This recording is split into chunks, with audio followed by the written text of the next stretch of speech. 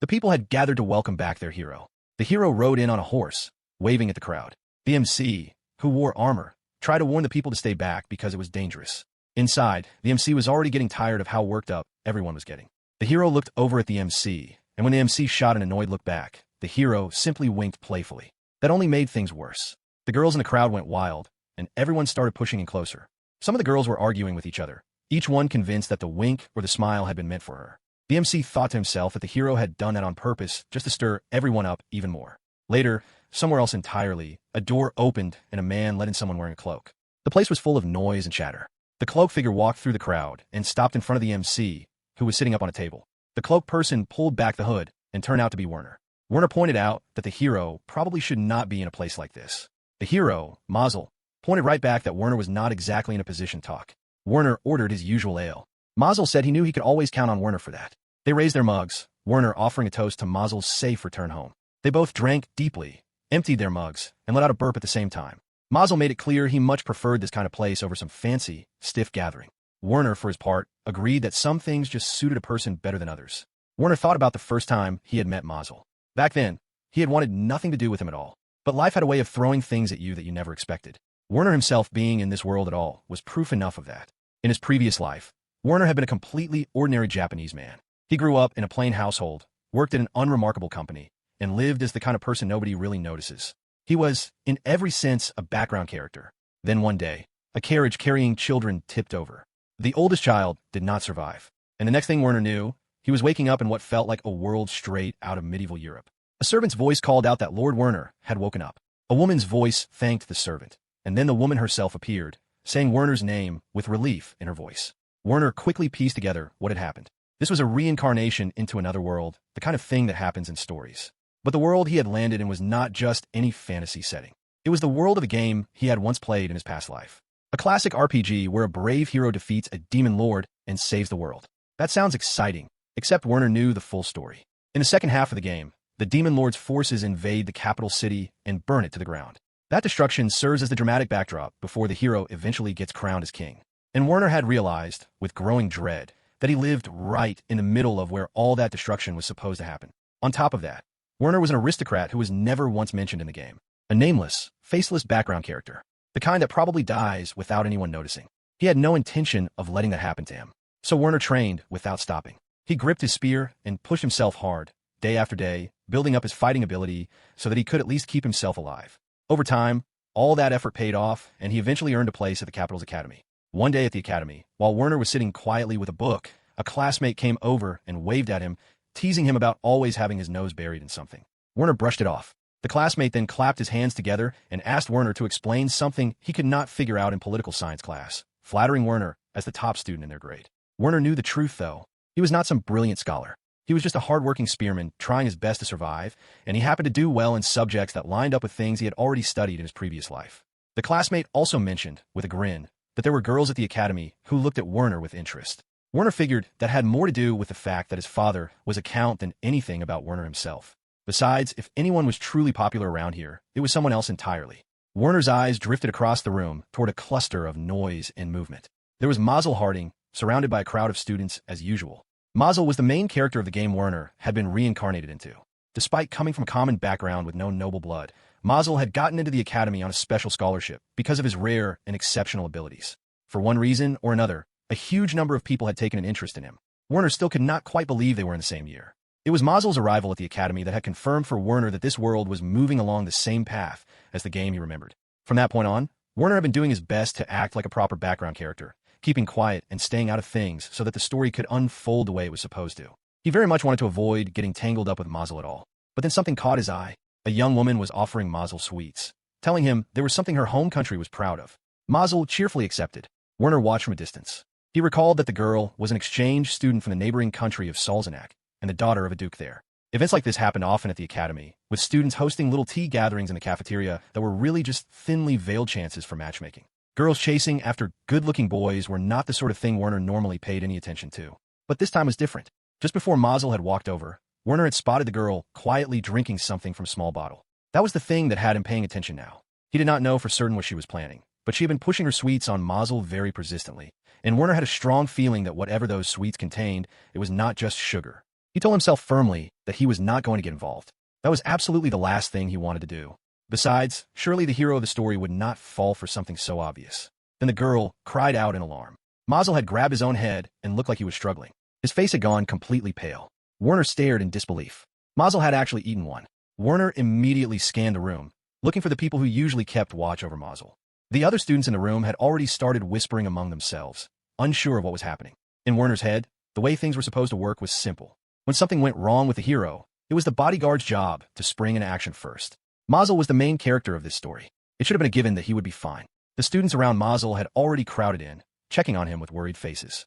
But Werner was not so sure it was as simple as that. There was no real guarantee that things would play out exactly the way the game had. And the hard truth was that Mazel was the only one who could ever face the Demon Lord. That meant Werner needed Mazel to be in one piece and ready to play that role when the time came. Werner walked over and checked on Mazel himself. After a quick look, he could tell that Mazel's pulse and breathing were both steady. The school nurse would be able to handle things from here. The girl looked startled by Werner's sudden involvement. Werner calmly but firmly told her that the little gathering was over for the day and that Mazel needed to be looked after right away. The girl pushed back, saying that Mazel had become ill after eating something from her country, and that she personally wanted to take responsibility by bringing in a proper doctor to examine him. Werner cut her off before she could go any further. He pointed out that moving Mazel in a carriage while he was in this condition would not be safe, and that there was no way to be certain yet whether her sweets were even the cause. He added, with a smooth and polite tone, that even if they were, he would never want to place the kind of burden on her shoulders. It would be best, he said, to leave Mazel in the care of the school nurse first. The girl and the people around her fixed Werner with cold, sharp looks as he helped Mazel to his feet and slowly steered him away from the group. Werner thought to himself that if looks could actually do damage, he would have been dead on the spot. But regardless, he had the main character safe and out of harm's way. From the way everything had unfolded, Werner was fairly sure this had been a kidnapping attempt. Now the question was what to do about it going forward. Later, at the school clinic, Werner's patience had run out by the time Mazel's bodyguards finally showed up. He tore into them immediately, wanting to know how they could have left Mazel so open and unguarded, and what on earth they had been thinking by arriving so late when protecting Mazel was their entire job. One of the bodyguards shuffled awkwardly while the other explained that the person entertaining Mazel had been an exchange student of noble rank, the daughter of a duke, and so they had thought it necessary to tread carefully and be respectful of that. Werner could not believe what he was hearing. These men had been fully aware of the risks and had still chosen to leave Mazel alone because of social politics. He found it hard to understand how anyone could be that careless. Werner wasted no time giving them their instructions. He told one of them to go and report what had happened to a teacher, and the other to go and keep a close watch on the girl and her companions. Werner himself would stay behind and keep watch over Mazel. The bodyguard started to object, but Werner shut it down immediately with a sharp look and a firm tone. They straightened up at once and hurried off to do as they were told. Werner pulled back the curtain. Mazel was still unconscious on the bed. Werner stood there thinking about what a mess the whole situation had been. If he had only known ahead of time, he would have warned Mazel before the poison ever reached him. The world was still at peace at this point in the story. Because of that, most people did not see much worth in a hero right now. But Werner was troubled. He found himself wondering whether Mazel was truly going to be ready for everything that lay ahead. If someone was willing to target Mazel now, while things were still calm, then it stood to reason that similar attempts could happen again later. And if the hero kept getting pulled off course like this, the entire journey that was supposed to follow the Demon Lord's return could end up falling apart before it even began. Werner sat with that thought and quietly accepted what it meant. Then Mazel stirred and woke up, confused about where he was. Werner was relieved to see him conscious and let him know right away that he had been poisoned. He explained that things might feel a bit unclear for a while, but that the antidote had already been given and should be taking effect soon. He handed Mazel some water and told him to rest and take it slow. Mazel was shocked to hear the word poison and immediately asked whether the girl who had given him the sweets was all right, pointing out that she had eaten them too. Werner told him she was perfectly fine. She had quietly drunk an antidote just before Mazel had walked up to join her. Mazel struggled to accept that someone would do something like that inside the school. Werner told him plainly that yes, they absolutely would. He laid out what would have happened if he had not stepped in. The girl would have had Mazel taken to her embassy after he collapsed. He would have woken up the next morning with no memory of how he got there, with the girl beside him, and the whole thing would have been used to force a marriage at the point of a sword. A commoner spending the night with a duke's daughter would have caused a massive scandal. Mazel likely would have been shipped off to Salzenac before the day was even over. Mazel went completely quiet as he took that in. Werner added that people of noble rank had no trouble going to those kinds of lengths, and that Mazel needed to be more careful going forward. After a moment, Mazel smiled, and then he started to laugh softly. Werner wanted to know what was funny. Mazel said it was nothing, really. He just found it a little amusing that the person who had said all of that was himself a member of the aristocracy. Then Mazel mentioned that of course he knew who Werner was, since they were in the same class, and that he had actually been hoping for a chance to talk with Werner for a while now. Werner brushed it off and told Mazel he still did not look well and should lie back down. Mazel did as he was told. Werner thought quietly to himself that Mazel was talking and moving well enough. He figured that was just one of those things that came with being the main character of the story. Mazel looked puzzled by whatever Werner had muttered, but before anything more could be said, the door to the clinic swung open. Werner looked toward the entrance. A group of people had walked in. One of them told Werner flatly to clear out because they were taking the room. Werner studied them carefully. He told them, as calmly as he could manage, that there was a student resting inside and asked them to keep things quiet. The one who had spoken got angry fast and demanded to know who Werner thought he was, talking like that to someone older than him. Werner read the situation immediately. It did not matter what words he used. These people were not here to talk. They were looking for a reason to start something. And looking at the size of the man in front of him, he did not carry himself like a student at all. Werner's mind started working through the possibilities. They could be hired adventurers, the kind who would leave no trail. Or maybe a loyal, tight-lipped knight who would never say a word about who sent him. Either way, Werner had a feeling the plan was to rough him up, take Mazel, and then claim it was all being handled under the responsibility of their country. Werner did not wait any longer. He struck the man hard across the face. A spear was already in his hand. The man hit the floor with a heavy thud. Werner brought the spear down against the floor with a sharp crack and held his position. In his head, things were clear. If he was going to protect the hero, he was going to have to treat this exactly like he was dealing with intruders. And that meant he was going to have to fight every single one of them. They had more bodies and more muscle on their side. But Werner had already made up his mind. Werner told himself that he just needed to hold out long enough for a teacher to hear the noise and come running. But before he even had to test that plan, Mazel launched himself off the bed and flew in with a kick that caught one of the men completely off guard. The light-hearted, easygoing Mazel from earlier was nowhere to be seen. His face was calm and focused and serious. Werner watched as Mazel landed and immediately went after the next man. The sight of it made the others hesitate. Something in Mazel's eyes stopped them cold. But Mazel did not give them time to recover. He moved through them one after another, striking fast and with clear purpose. He took one man and shoved him into another, sending them both off balance. The first man who had gone down earlier tried to drag himself back up off the floor, but Mazel put a stop to that without a second thought. Werner stood there watching the whole thing unfold with genuine amazement. He thought to himself that it was something else entirely. Heroes really were on a completely different level. When the last of the men had been put down, Mazel turned around and asked Werner with an eager, upbeat energy whether he had come out of it all right. Werner told him he was fine, thanks to Mazel stepping in, and then turned it around and asked how Mazel himself was holding up after jumping into a fight in the state he was in. Mazel answered cheerfully that his hands had gone a little numb, but that he was perfectly okay. Werner could barely believe it. That had been Mazel running on weakened legs and a body, still fighting off poison, and he had still handled every single one of those men. Werner admitted to himself that things had been looking pretty rough for a moment there, and that he was genuinely grateful Mazel had jumped in when he did. Now, the next step was to get the teachers involved, hand things off to them, and let them take it from there. Once that was done, Werner would be able to breathe again. As if on cue, a voice came from the doorway. A teacher had arrived and took one look at the bodies on the floor before demanding to know what had happened. Mazel stumbled over his words. Werner thought privately that the timing could not have been better. He stepped forward and told the teacher he would explain everything properly in a moment, but that the men currently sprawled out on the clinic floor were likely not students at the school at all. The teacher looked alarmed. Werner laid out the basics, keeping his tone steady and almost pleasant about it. He and Mazel had been attacked by those men, and it appeared someone had sent them on purpose. As for exactly what they had been after, Werner said he still did not know for certain. And so he suggested with a cheerful manner that the teacher might want to get some answers out of the men themselves once they regained consciousness. The teacher wasted no time and called out to the students hovering behind him, sending them off immediately to bring the other teachers. They scattered in a hurry. Werner thought quietly to himself that from here, he could let the adults deal with the rest of it. In the end, Mazel's bodyguards took the blame for what had happened and lost their positions because of it.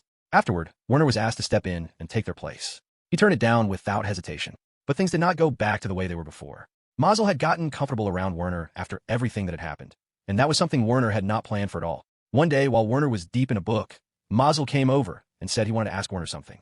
Werner would never have imagined that a single afternoon in the clinic would end with the hero becoming attached to him. Mazel wanted help understanding the proper manners expected at an upcoming ceremony. Werner thought it through. He could not exactly say no, not after everything Mazel had done, and he definitely could not afford to let another messy situation like the one with the girl happen again. So he pushed down his reluctance and helped, telling himself it was just to keep things on track and make sure the story moved the way it was supposed to. But then one thing led to another, and before Werner even noticed how it had happened, the two of them had been through enough together that they had become the closest of friends. They found their own comfortable rhythm and enjoyed their days at the academy together in a way that felt natural and easy. And then, without warning, the beginning of the game finally arrived. The world shifted. A stampede of demons broke the peace and drew back the curtain on the story that had always been coming. Through the battles that followed, the ones Werner and Mazel fought side by side, through every step of the way, Werner had said something to Mazel that he meant with everything in him. He had told him plainly that if saving the world somehow meant losing Mazel, then Werner would find a way to change the world itself before he let that happen. This was the legend of a hero that people would go on telling for generations. And it was also the story of his best friend. Werner had been a perfectly ordinary office worker in his previous life, until the day he woke up as a child inside the world of a video game he had once played. It was a classic RPG, the kind where a brave hero rises up and defeats a demon lord. But as Werner slowly pieced together his scattered memories, a serious problem came to light. He had not been reborn as anyone important. He was a nameless, faceless background character, the kind that nobody in the story ever notices, and that kind of person was destined to die in a massive, widespread slaughter that happened partway through the game's story. He was not going to pretend that sat well with him. That was not how he wanted things to end. The one thing working in his favor was that he had woken up before the events of the game had even begun. If he already knew how everything was going to play out, then he had a real chance of steering clear of the worst of it. He threw himself into training and preparation with everything he had, driven entirely by the desire to keep himself alive. But somewhere along the way, without meaning to, he ended up earning the deep respect and admiration of Mazel, the hero of the game and its central character. Werner had done his best at first to stay away from Mazel, worried that getting too close might accidentally change the course of events. But despite his best efforts, the two of them ended up becoming the closest of friends.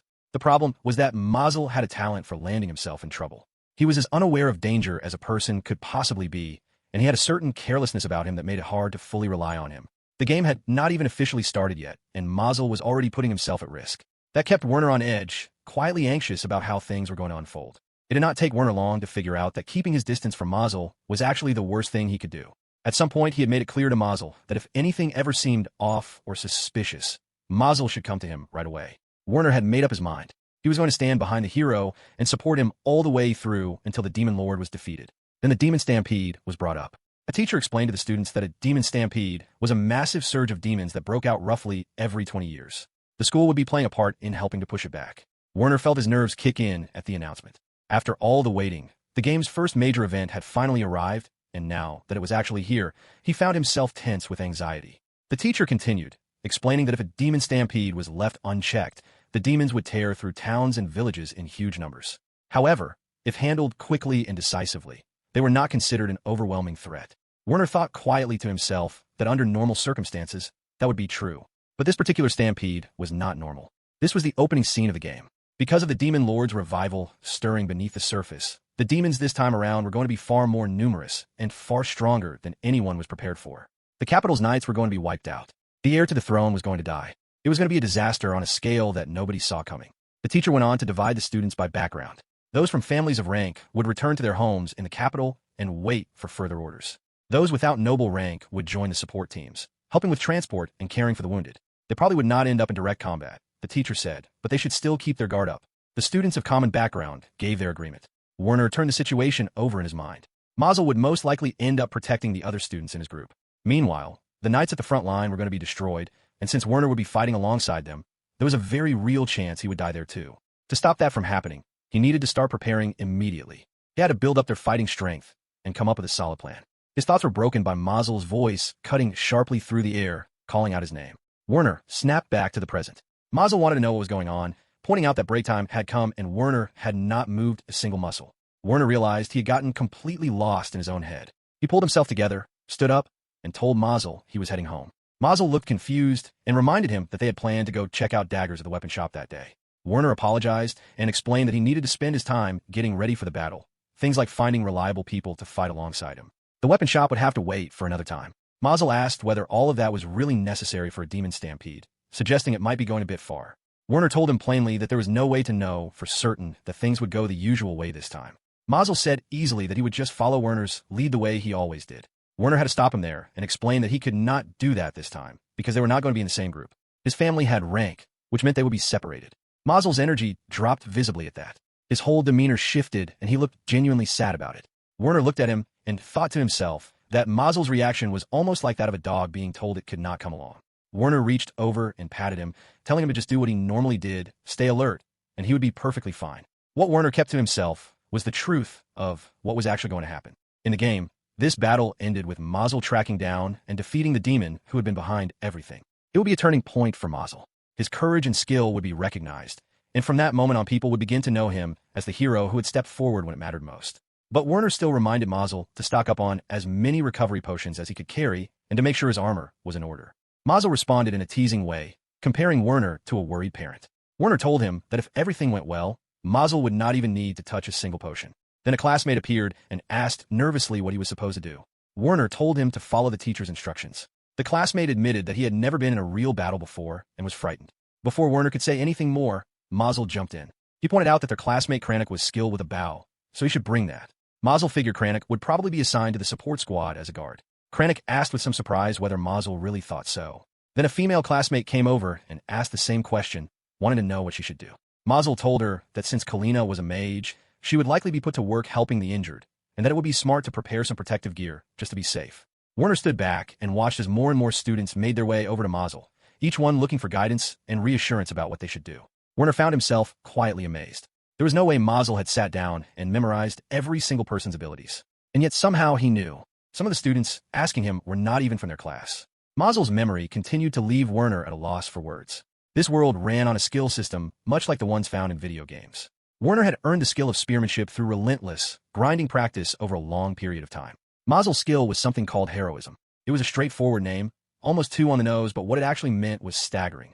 With that one skill, Mazel was capable of mastering any combat ability that existed. To put in plain terms, whatever Werner had spent years working himself to the bone to learn, Mazel could watch once and immediately replicate it with full mastery. It was, in every sense, an ability that broke the rules. The first time Werner had witnessed it with his own eyes, he had actually cried. This Demon Stampede event was essentially built to give Mazel his first real taste of genuine combat, and to let him push his abilities to their limit in a real situation. It was his moment, but Werner had his own survival to worry about on his side of things. He reminded Mazel one more time not to forget the recovery potions before heading off to start his preparations. Mazel said he understood. The two of them bumped fists. Werner told himself that he just had to do whatever was within his power to do. He would figure the rest out from there. Later, Werner found himself asking whether his father would be present at the battle. Norbert, the Zerfield family's butler, confirmed that he would not.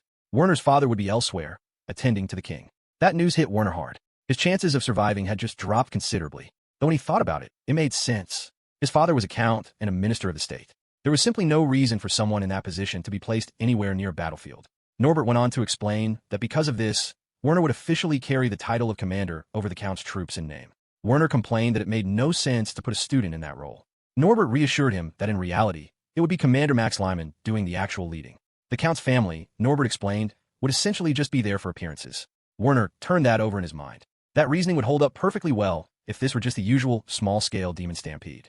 But it was not. He told Norbert to bring Max to him, and also to handle the shopping and the hiring of additional soldiers. Norbert looked surprised by the request. Werner thought to himself that he had no idea how much he could actually pull off, but his life was on the line. Holding back was not an option. By the time everything was arranged, the total number of foot soldiers came to 4,200 men, along with 200 mercenaries and 100 students there to provide support. Werner thought about how the others likely had not even entertained the idea of losing this battle. For them, this was already a large force to bring together for something like this. A voice came from behind Werner. It was Max Lyman, commander of the Zerfield soldiers, remarking that having this many men for a battle of this size felt like they were going overboard. Werner privately agreed that was a fair observation. For experienced soldiers like these, a demon stampede was about as threatening as a casual outing. As a civil servant family, the Zerfields typically showed up to these things with 4 or 5 people, including Max. But this time Werner had pulled together around 100 men. To anyone used to the routine kind of demon stampede, the whole thing must have looked wildly excessive. Werner wished, not for the first time, that they could feel even a fraction of the danger he knew was coming. There was no way to make them understand. So he was simply grateful they were going along with it without too much resistance. He was in no position to demand more than that. The first platoon commander, Orjan, remarked that for the royal grandson's first battle, things were shaping up to be a bit dull. Werner agreed out loud. Inside his head, he was thinking about the two supreme commanders of this battle, the crown prince and his son, referred to as the royal grandson. Both of them were in line to inherit the throne, and in the game, both of them were meant to die in this very battle. Their deaths, combined with the destruction of the knights, would be what set off the chain of events that pushed the hero into one adventure after another. Werner would much rather keep them alive and avoid all of that unfolding around him, though he was not sure how realistic that hope was. Max leaned in quietly and suggested that Werner might want to take the chance to go and greet Count first while they had the opportunity, since the first family commanded the neighboring army. Werner's face fell at the suggestion. The Zerfield family were civil servants by nature, while the first family were military people through and through. Their lands bordered each other, and since their strengths lay in different areas, the two families had always maintained a reasonably friendly relationship built on cooperation. Werner let out a sigh and agreed to go, but asked Max to come along with him. He left Origin in charge while they were away, and Origin confirmed it without hesitation. When they stood before Count Bastian Timo first, the Count acknowledged Werner as the son of Minister Zerfield. Werner introduced himself formally and apologized for not having done so sooner. First then looked past Werner to Max and addressed him by name, expressing confidence that Max would serve the minister's son well. Max responded respectfully and thanked the Count for his consideration. Werner noticed all of this quietly. First had used Max's name, but had only referred to Werner as the minister's son, even after Werner had introduced himself. Werner thought dryly about whether he was even visible to the man. He was not particularly offended. Military people tended to look down on civil servants, and it was not necessarily done out of cruelty. In First's eyes, Max was the one actually running the battle, which naturally made Max the more worthwhile person to address. Then someone else stepped into the conversation. It was Tyrone, the son and heir of the First family. Tyrone made a suggestion, framed as a generous offer, that his father simply take command of Werner's forces as well. Max stumbled over his words slightly. Werner kept his reaction carefully neutral inside. There was no way that was ever going to happen. What Tyrone was really saying, without meaning it as an insult, was that Werner was not cut out for this, and that they should just let the people who knew what they were doing handle it. In Tyrone's mind, that was probably the kindest and most helpful thing he could offer. The social order of this world made the thinking behind it clear enough. The royal family sat at the very top, followed by military aristocrats, then civil servants, then the broader nobility, and then everyone else below that.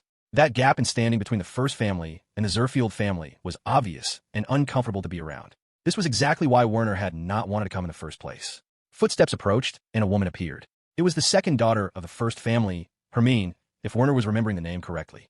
She stepped in and gently pointed out to her brother that what he had suggested simply was not possible. Tyrone acknowledged it.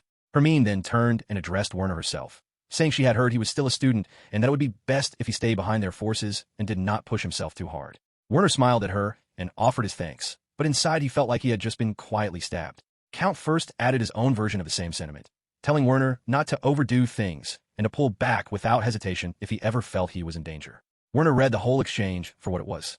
The First family had never had any real intention of taking him seriously. He thanked them, told them he should be getting back to his men. Werner kept his expression pleasant until they were out of earshot, but inside he was utterly drained and wanted nothing more than to be done with the whole visit, and then he and Max walked away. Behind them, Hermine quietly told her brother that she was not entirely sure his earlier remark had been the right thing to say. Tyrone admitted she had a point. The two of them and their father watched Werner and Max walk away. First said that Lord Werner was known at the academy as a serious and capable student, and that he was not simply the son of a count to be dismissed so easily. Tyrone said that he too had heard the talk, including the fact that Werner was the only member of his household with any real combat ability. But even granting that, Tyrone felt it was still somewhat limited. Werner's ranking was first in spearmanship alone, and when it came to being a true knight, everyone knew that the sword was what mattered above all else. Spearmanship was a perfectly reasonable starting point for a young knight working his way up, but that did not stop someone from raising a very practical concern. If Lord Werner were to get himself killed in battle, there would be no one left to inherit the Zerfield land. Hermine said as much and called out to Tyrone about it. At the Zerfield military camp, Werner stood in front of his assembled men. Both Werner and Max looked like they had already been through something exhausting, worn out before the fighting had even begun. Werner told his men he was going to run through the strategy one more time. One of his men noticed the state the two of them were in and asked, with a hint of suspicion, whether something had happened during their visit with the First, since the battle had not even started yet, and they already looked like that. Werner denied it. The men brushed past it and got themselves fired up, calling out that they were going to show that old soldier what they were made of. Another voice chimed in full of confidence, saying victory was certain and that they would all be coming home with medals to show for it. The camp filled with cheering. Werner tried to pull them back, telling them that was not the point of any of this. The second platoon commander, Barkey, noted that considering Werner had only pulled this group of men together the day before, they were showing a surprisingly solid level of discipline. Origin agreed, remarking that it really was an impressive collection of trained soldiers gathered in one place. Werner ran through the structure in his head. The way he had arranged things, every 5 men formed a squad with one of them leading it. There were 18 squads in total, divided across 3 platoons. On top of that, Werner had a hunter unit that answered directly to him. As long as the orders from the top could reach the hunter unit and the 3 platoon leaders, those orders could then be passed down quickly and clearly to everyone else. Werner turned back to his men and told them firmly that in battle, no one was to try and stand out on their own. Everything was to be done as a group, not just moving together, but fighting together. No one was to take on a demon by themselves. There was some restless shifting among the men at that. Werner acknowledged it. He told them he understood that this might only be a demon stampede, but that he had no intention of coming out of it with losses that did not need to happen.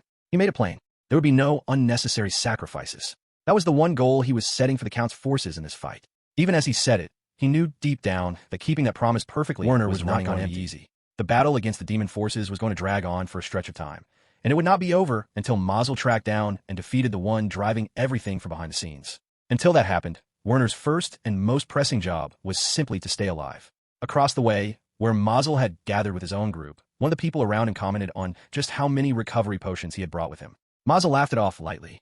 The woman standing beside him remarked that for someone as powerful as he was surprisingly careful about things like that. Someone else in the group jokingly said that if they got hurt, they were counting on Mazel to sort them out. Their leader cut the chatter short and told everyone to get into their groups and focus. In Mazel's head, the reason for the potions was simple. Werner had told him to bring as many as he could carry, so that was exactly what he had done. Mazel thought back to how Werner had stressed it. He had long since learned that when Werner said something that sounded strange or over the top, there was almost always a real reason behind it, even if Werner did not explain what it was. As Mazel settled into his position and the moment drew closer, he found himself wondering quietly what Werner was doing right now. Werner made his position clear to his men. Above everything else, he wanted to keep the number of casualties as low as possible. He reminded them of the core rule he had set. Every demon was to be taken on in groups of 5, and no one was ever to fight alone. They were currently holding the left flank position at the Count Zerfield military camp. Once a demon was brought down, the group that finished it off was to immediately move and help whatever team was nearest to them, then repeat that process over and over again. A voice pushed back against the plan. Werner looked up and saw that it was Barkey, the 2nd platoon commander, expressing his disagreement. Standing beside him was Orjan, the 1st platoon commander. Werner held his ground and explained that demons did not fight one-on-one to begin with, and that there was absolutely nothing to be gained by showing off knightly honor in a situation like this. The knights reacted with clear dissatisfaction. Werner understood it. In a world that placed a high value on personal bravery and individual strength in battle, a strategy built around ganging up on enemies in groups probably felt to them like an insult to their abilities and their pride. But that kind of thinking was not going to serve them here. So Werner shifted the framing entirely. He pointed out that this was the royal grandson's very first battle, and that there was no reason for any of them to go out of their way to steal the spotlight from His Highness. The knights accepted that reasoning without argument. Werner allowed himself a small grin. He then laid out the practical side of things. The scale of the demon stampede was still unknown, and in a large outbreak, enemies kept coming no matter how many were cut down. It was entirely possible the fighting could drag on for the whole day. No soldier could maintain peak fighting condition through something like that.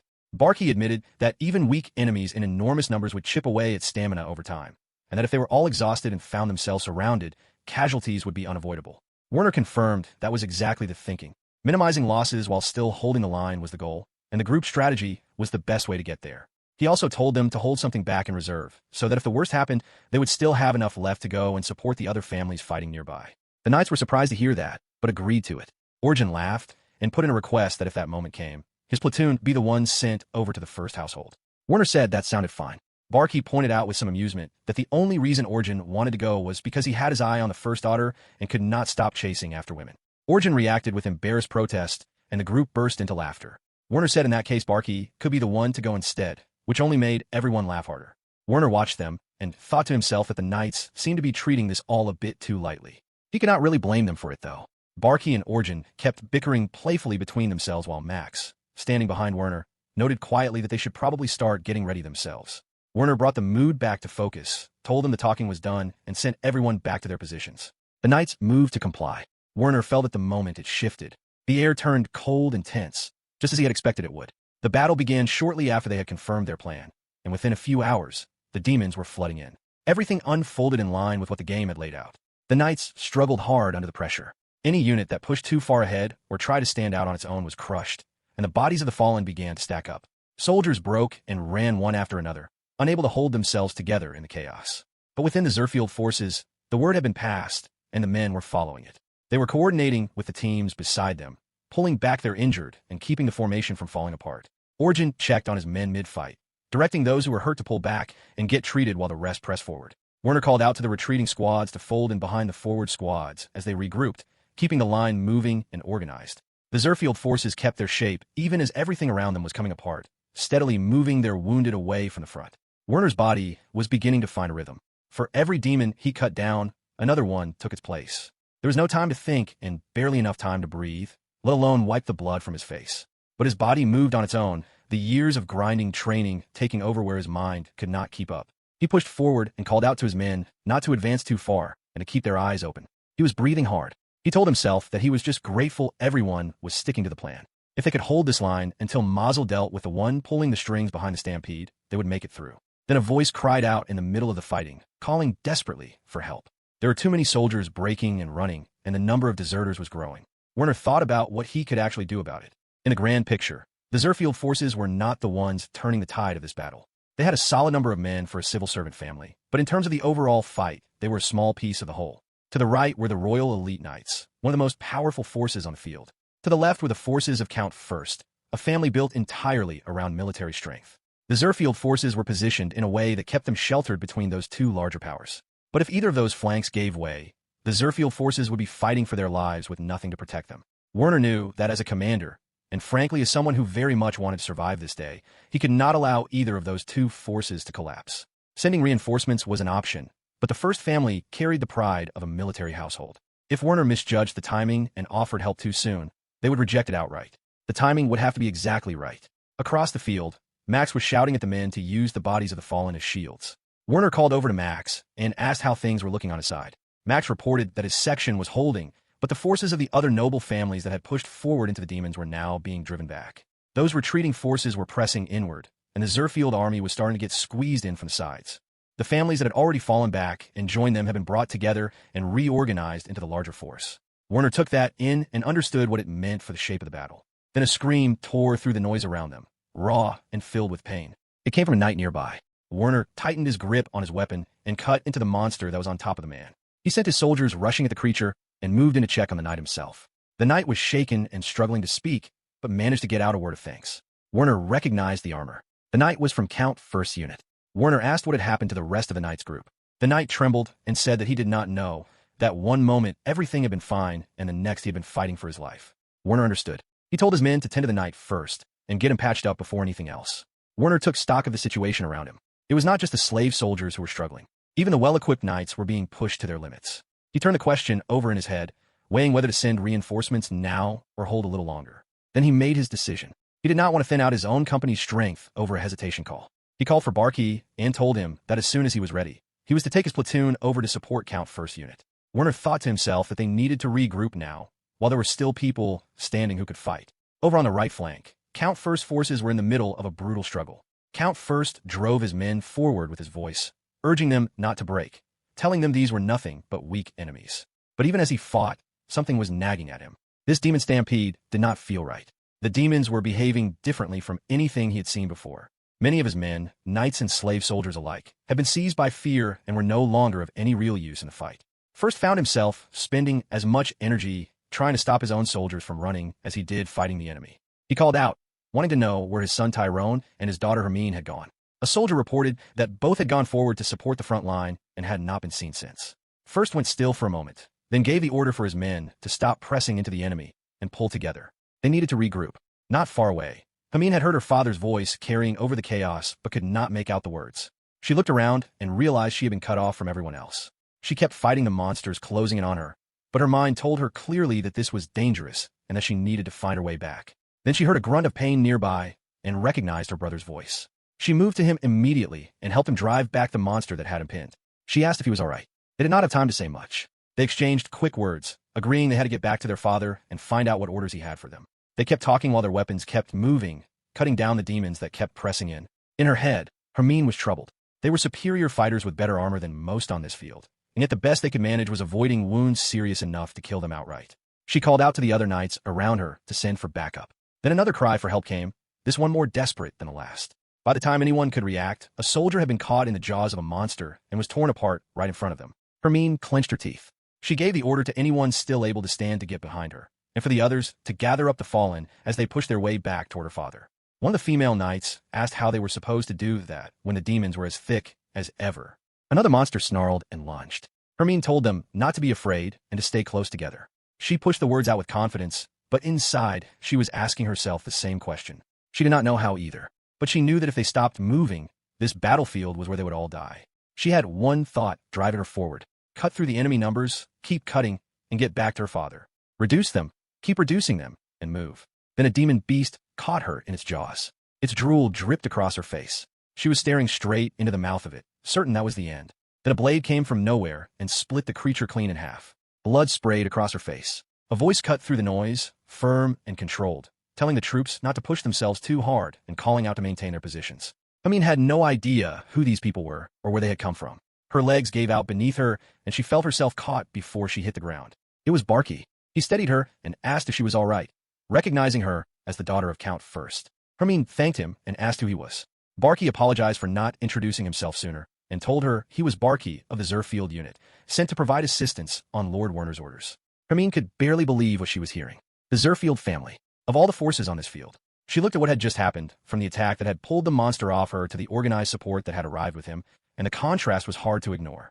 Their own warrior household had been pushed to the edge while the Zerfield forces had somehow held themselves together and come out with something to spare. She asked, with quiet amazement, whether this had all been the doing of the sun. Barky confirmed it without hesitation, saying that everything had been done under Lord Werner's command. Hermine let that sink in. Barky went on to explain that the wounded units from the other noble families were already pulling back and regrouping behind their lines.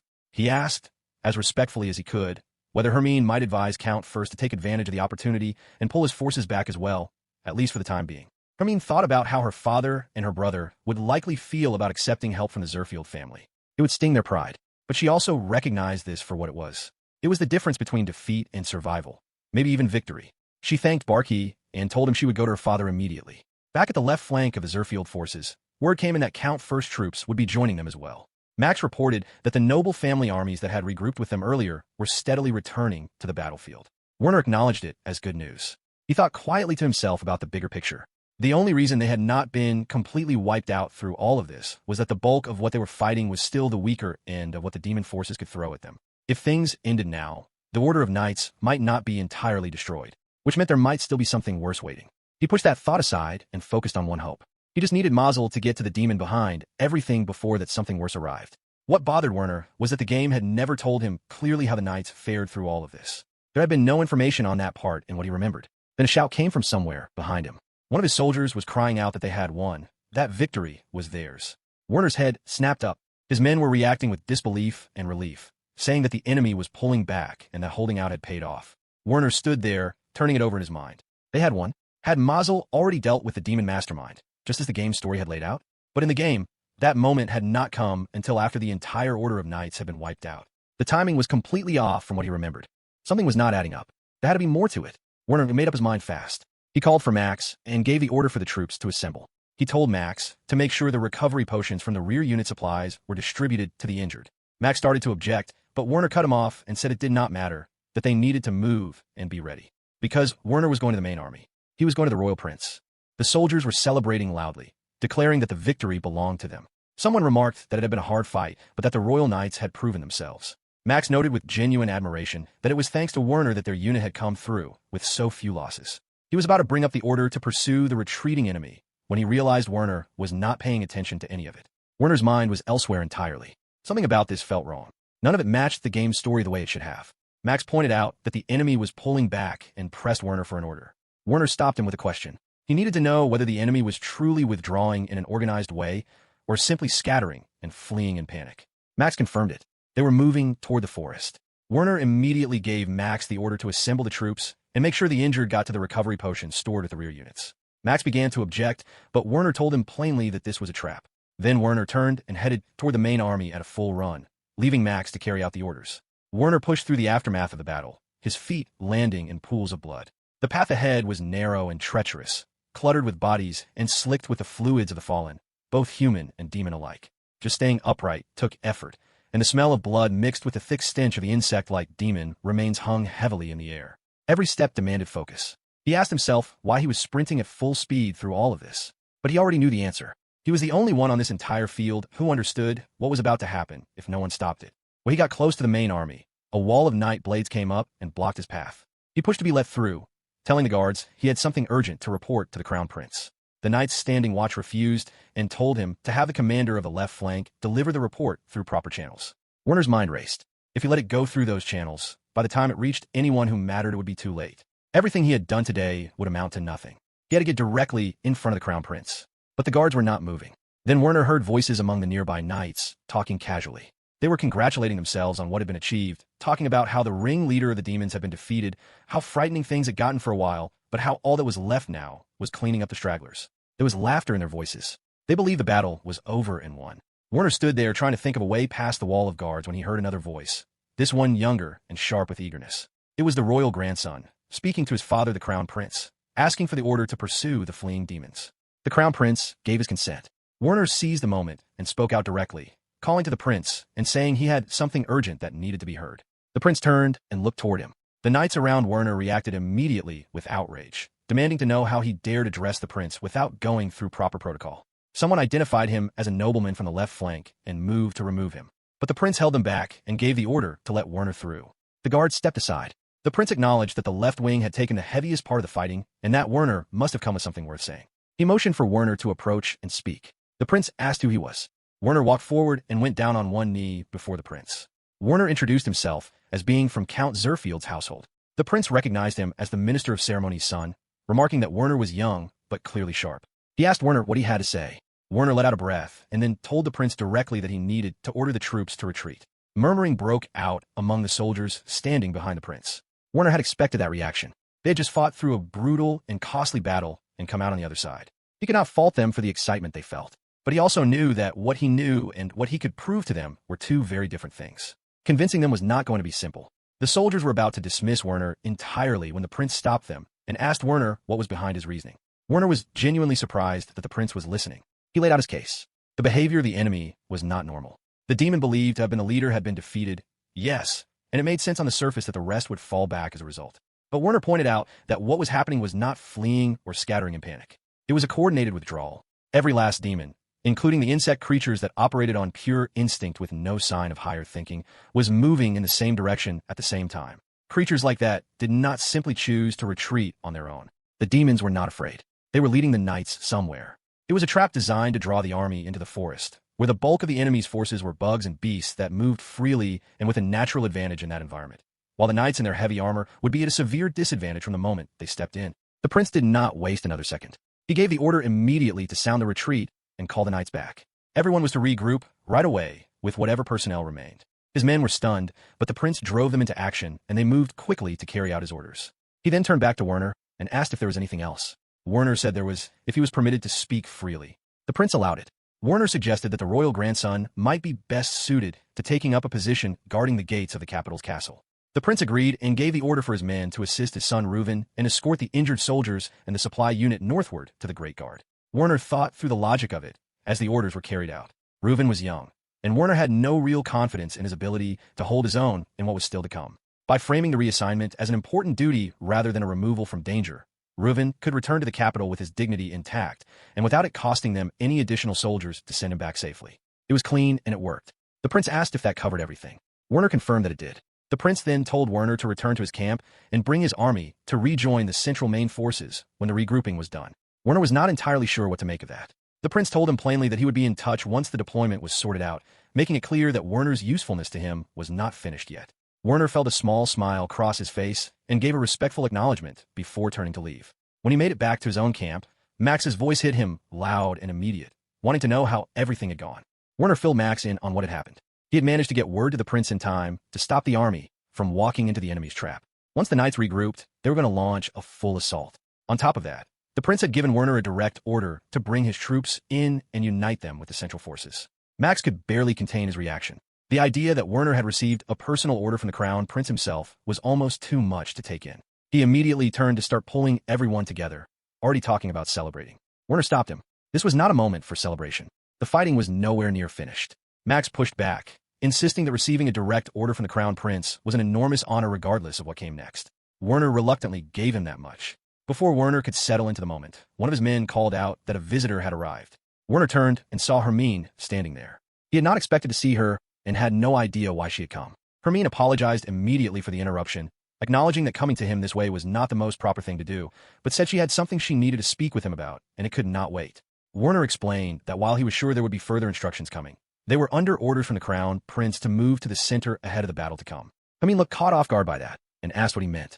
Werner told her plainly that the enemy's withdrawal was a trap. She struggled to accept it, but said that if Werner was saying it, it had to be true, and that in fact it made it even more important that she had come to find him.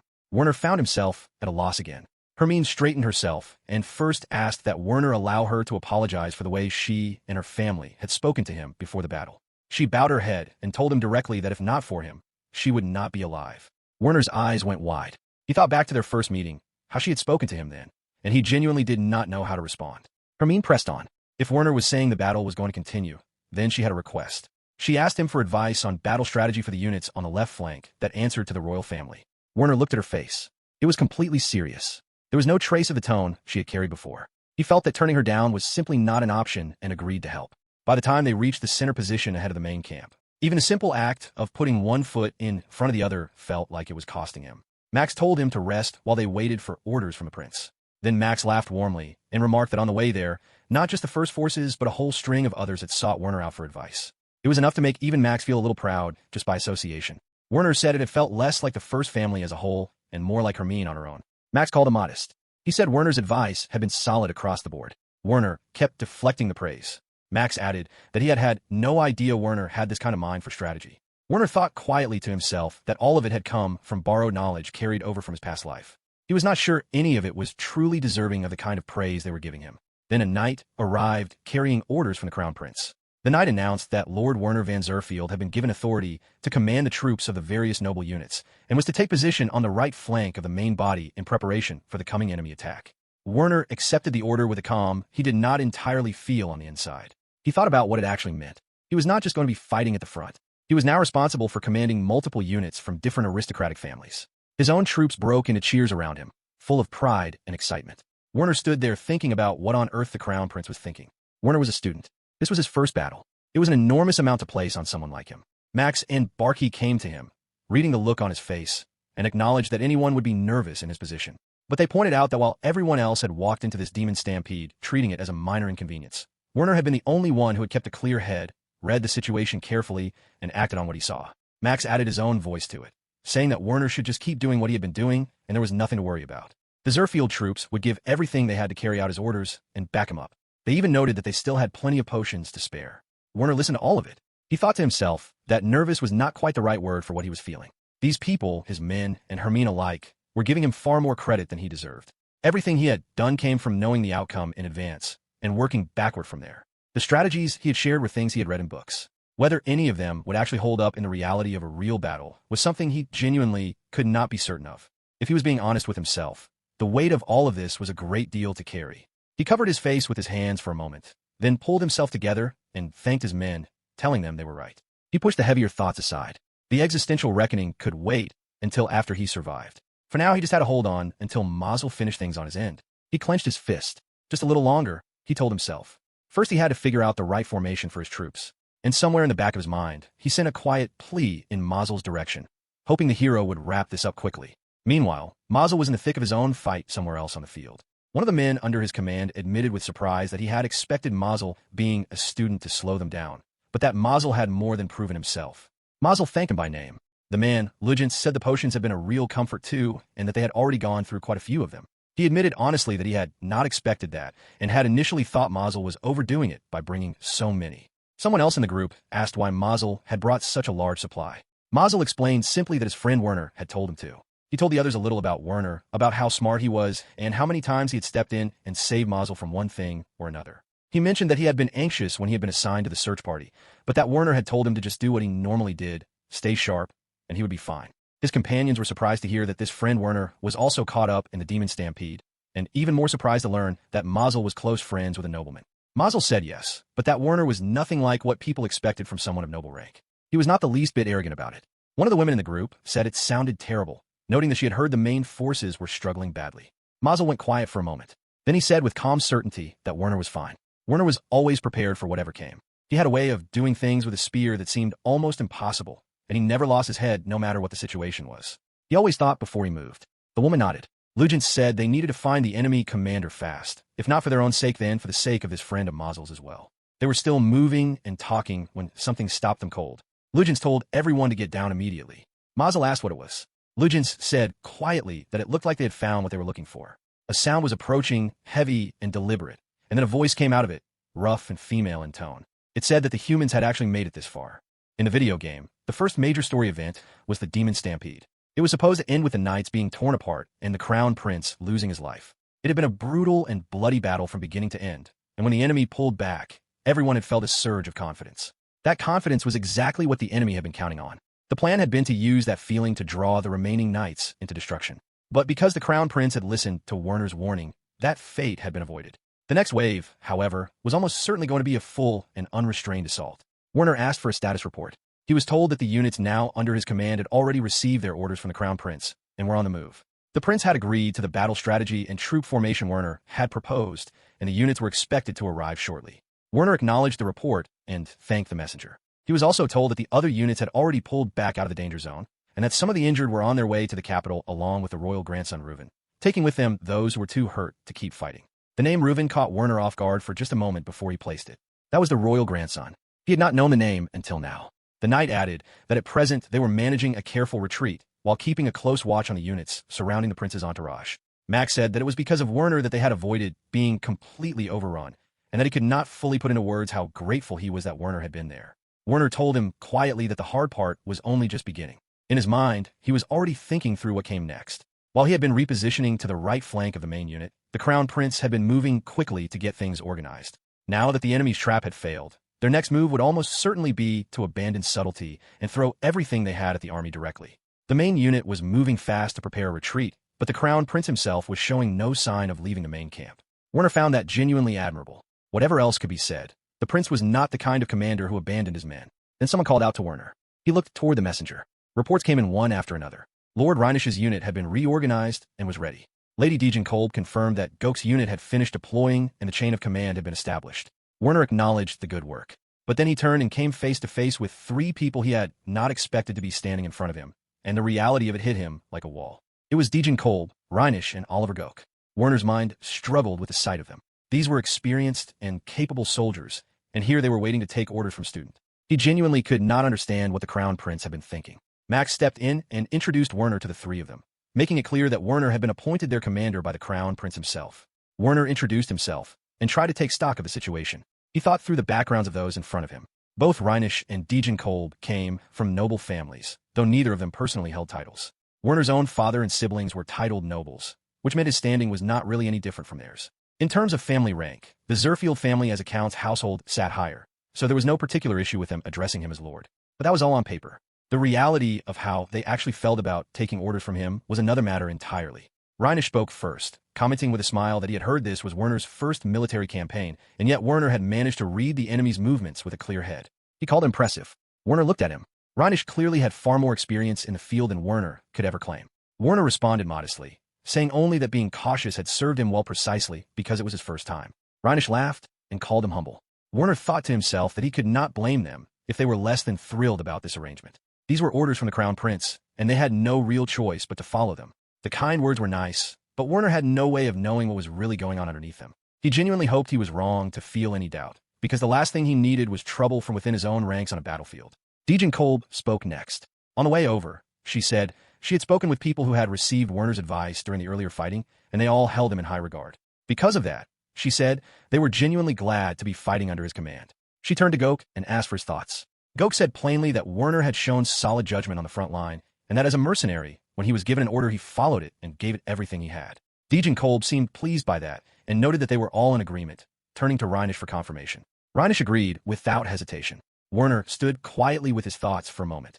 Gok was a mercenary and the temporary commander of the adventurer and mercenary units, and Werner appreciated that Gok had not made any kind of scene about the situation. The other two, with their overly generous praise, were harder to read.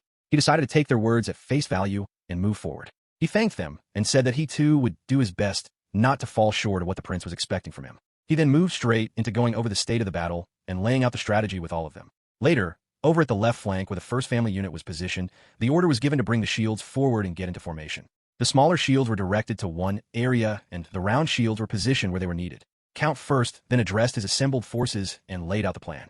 According to the message received from the crown prince, the enemy's numbers had grown and pulled together into a more consolidated force. When the enemy realized the army was not going to be lured into the woods, they had turned around and were now advancing directly. It appeared that the more intelligent forest goblins had folded into their ranks and were now moving with them. The enemy had a meaningful advantage in raw numbers, roughly double their own strength, but first made it clear that this was not an impossible gap to overcome. Importantly, the enemy had already shown signs of being shaken by attacks from the magic unit, which meant there was a real opportunity to push on that weakness and chip away at their morale. First told his men that their goal was to fight in a way that rattled the enemy as much as possible and kept them off balance. As for the specific movements of the unit, the plan was this. The 1st and 2nd Night Brigades, which were currently fighting while falling back, would split off to the left and right, opening up the front face of the enemy. Once that gap was created, the main units on the left and right flanks would move in with a counterattack. The overall aim was not to charge headlong, but to agitate the enemy, disrupt their movements, and draw back steadily but deliberately the whole time. That was the shape of the plan. Tyrone pointed out that the capital was less than an hour away on horseback from where the main unit was positioned. With so many things still uncertain, allowing the demons to get that close to the capital would be a catastrophe. Count first agreed with that concern, but laid out the reasoning behind the current approach. If this turned into a drawn-out war of attrition, their lack of preparation would put them at a serious disadvantage. The priority had to be buying time to get ready, while also wearing down the enemies will to keep fighting, all without burning through their own strength in the process. Tyrone said he had no argument with the prince's overall tactics, but that he could not bring himself to accept a strategy put together by someone as young and inexperienced as Werner. He took particular issue with a strategy that placed any kind of restrictions on chivalry. Hermine reminded him that they had already been through this discussion. Marquis Norpoth, who commanded the left flank, had already looked at the strategy and given his approval. Tyrone was not satisfied and continued to push back. Count first stepped in and added that Hermine had described Werner's approach as something genuinely new and different in its thinking. He wanted Hermine to be sent out to reinforce Marquis Norpoth's strength. Hermine agreed without hesitation. Tyrone muttered that if it had been put to him directly, the Marquis would have approved almost anything. First said he understood how his son felt about it, but he made his position clear. Given the situation they were actually in, Werner's strategy was the most logical available to them. A knight earned his place through real acts of valor, yes, but as nobles they also had a responsibility to consider the cost in lives, including those of their slave soldiers. Tyrone started to respond, but First kept going. First pointed out that while they were only dealing with the weaker enemies at the moment, there was no way of knowing when something far more dangerous would show itself. A demon that had been believed to be the enemy's ringleader had apparently been defeated, but there was still something or someone behind all of this pulling the strings from further back. The search for that presence was still ongoing, and there was no guarantee that an ill-equipped search party was going to be able to handle what they found. If it came down to a worst case, what they would be facing would be far beyond the small fry they had been dealing with so far. The others in the meeting caught on to what First was suggesting and voiced their understanding, realizing that was where they would come in if things went that far.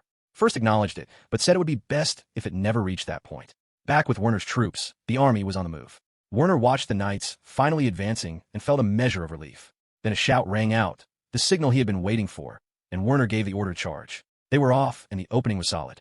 The basic fighting approach was the same as before, but Werner had taken the precaution of reorganizing the knights from the Count's family units under a new leader. He looked around at the sheer number of people now moving under his command. There were so many more of them than before. In his previous life, he had never once been responsible for 200 people, let alone in a situation like this. Everything had been put together at the last minute, but he had built a system of messengers to carry his instructions quickly to each of the captains. If they could keep it up, it might actually hold together. He signaled them to pull back, then gave the signal for the others to fire. The enemy was hit with a wave of flames. Werner watched and could see it was working. No matter how many times he witnessed magic being used in this world, it continued to be something he could not quite wrap his mind around. It took effect immediately and then simply vanished, leaving no trace behind. He could not make sense of the logic behind it. One of the soldiers behind him called out with excitement that the enemy was panicking and that it was all down to Werner's orders. Werner said calmly that the credit belonged to the crown prince. In his mind, it was not false modesty that made him say it. He genuinely could not take much personal credit when he already knew how the story was supposed to go. He had to give the crown prince real recognition, though. Everything had been pulled together in an incredibly short amount of time, and the prince had handled it remarkably well. Then a knight approached from the direction of the battle. Werner watched him come. The knight introduced himself as Watchdell from the 2nd Night Brigade. Werner gave his own name in return. Watchdell looked at him steadily for a moment. Werner asked what was on his mind. Watchdell said he wanted to talk through the right flank's next moves. Werner asked what the orders coming from the main unit were. Watchdell explained that after landing a solid blow on the enemy, the intention was for the right flank to work together and push the enemy back. Werner understood that Watchdell was proposing coordinated action between them. Werner paused and asked about the state of the 2nd Night Brigade. Watchdell said casualties had been mounting, but they could hold on for the time being. Werner recognized the steadiness in the way Watchdell said it. That was the voice of someone with genuine experience. Werner thought through the situation. What he actually wanted was for the knights of the main force to pull back to the main camp, where they were currently outnumbered, so they could be closer to protect the crown prince. Because of the earlier maneuver, the 1st and 2nd Night Brigades had already been split apart and spread to the sides. Werner told Watchdell his decision. He asked Watchdell to move and join the right flank, advancing toward the main unit's side to defend it. Werner himself would head toward the center to support the Crown Prince directly. Watchdell stared at Werner. A silence stretched between them. Then Watchdell spoke in a quiet and measured way, asking whether someone from a Count's family like Werner ever felt the weight of what he was taking on. Werner felt a knot of nerves tighten inside him. The look Watchdell was giving him was hard to read, and Werner scrambled to figure out what was behind it. Was Watchdell angry? Was he offended that Werner was sending his own knights into danger for the sake of the prince? Werner could imagine a knight thinking something like that, feeling that protecting the prince was a knight's duty and that Werner had no right to put others at risk in his place. Werner could also imagine Watchdell offering to trade positions, to take the harder job himself since his own men were already exhausted. But Werner thought it through clearly. He did not know the full picture of what was happening on the left flank. If things were rough there, moving units around freely would be extremely difficult. Right now, they were the unit positioned immediately to the right of the main force. That made them the ones best placed to move there smoothly. Werner said quietly that he could only imagine how hard things had been. In his own mind, the last thing he personally wanted was to put himself somewhere that dangerous. But if the Crown Prince died in this battle, the entire army would fall apart, and they would be swallowed by the demon forces. So he told Watchdell plainly that at this moment, there was no other unit in a position to do it. They each had to do what they were able to do. Watchdell said nothing. Werner added that in the worst case, if the enemy broke through, it would fall on them to hold it. Watchdell's composure shifted slightly. He said, with what sounded like real feeling, that he was grateful for Werner's resolve. Werner was caught off guard by that. Watchdell lowered his head in a deep bow. Werner had not expected that at all. The other soldiers nearby looked just as surprised. Watchdell said with open admiration that despite Werner's age, there was something genuinely upright about him. As a knight, standing in his presence was sobering. Werner had become an inspiration to him. Watchdell turned and marched back toward the battle. Werner stood there for a moment, still processing what had just happened. Then Max came running back toward him in a hurry, wanting to know what had gone on. The adjutant general was making his way over to Werner as well. Werner noticed the state of Max's face, covered in blood splatter, and asked about it. Max wiped at his face and brushed it off.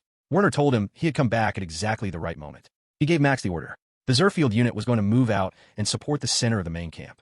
Max understood immediately, framing it as them becoming a shield for the Crown Prince. Werner was a little caught off guard by how quickly Max had read the situation. Max then mentioned that he had been surprised to see a knight from the brigade get so openly emotional and express his gratitude to Werner the way Watchdell had.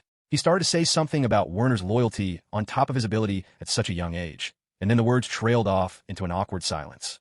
Werner stood with that for a moment and understood what it all actually meant from the outside.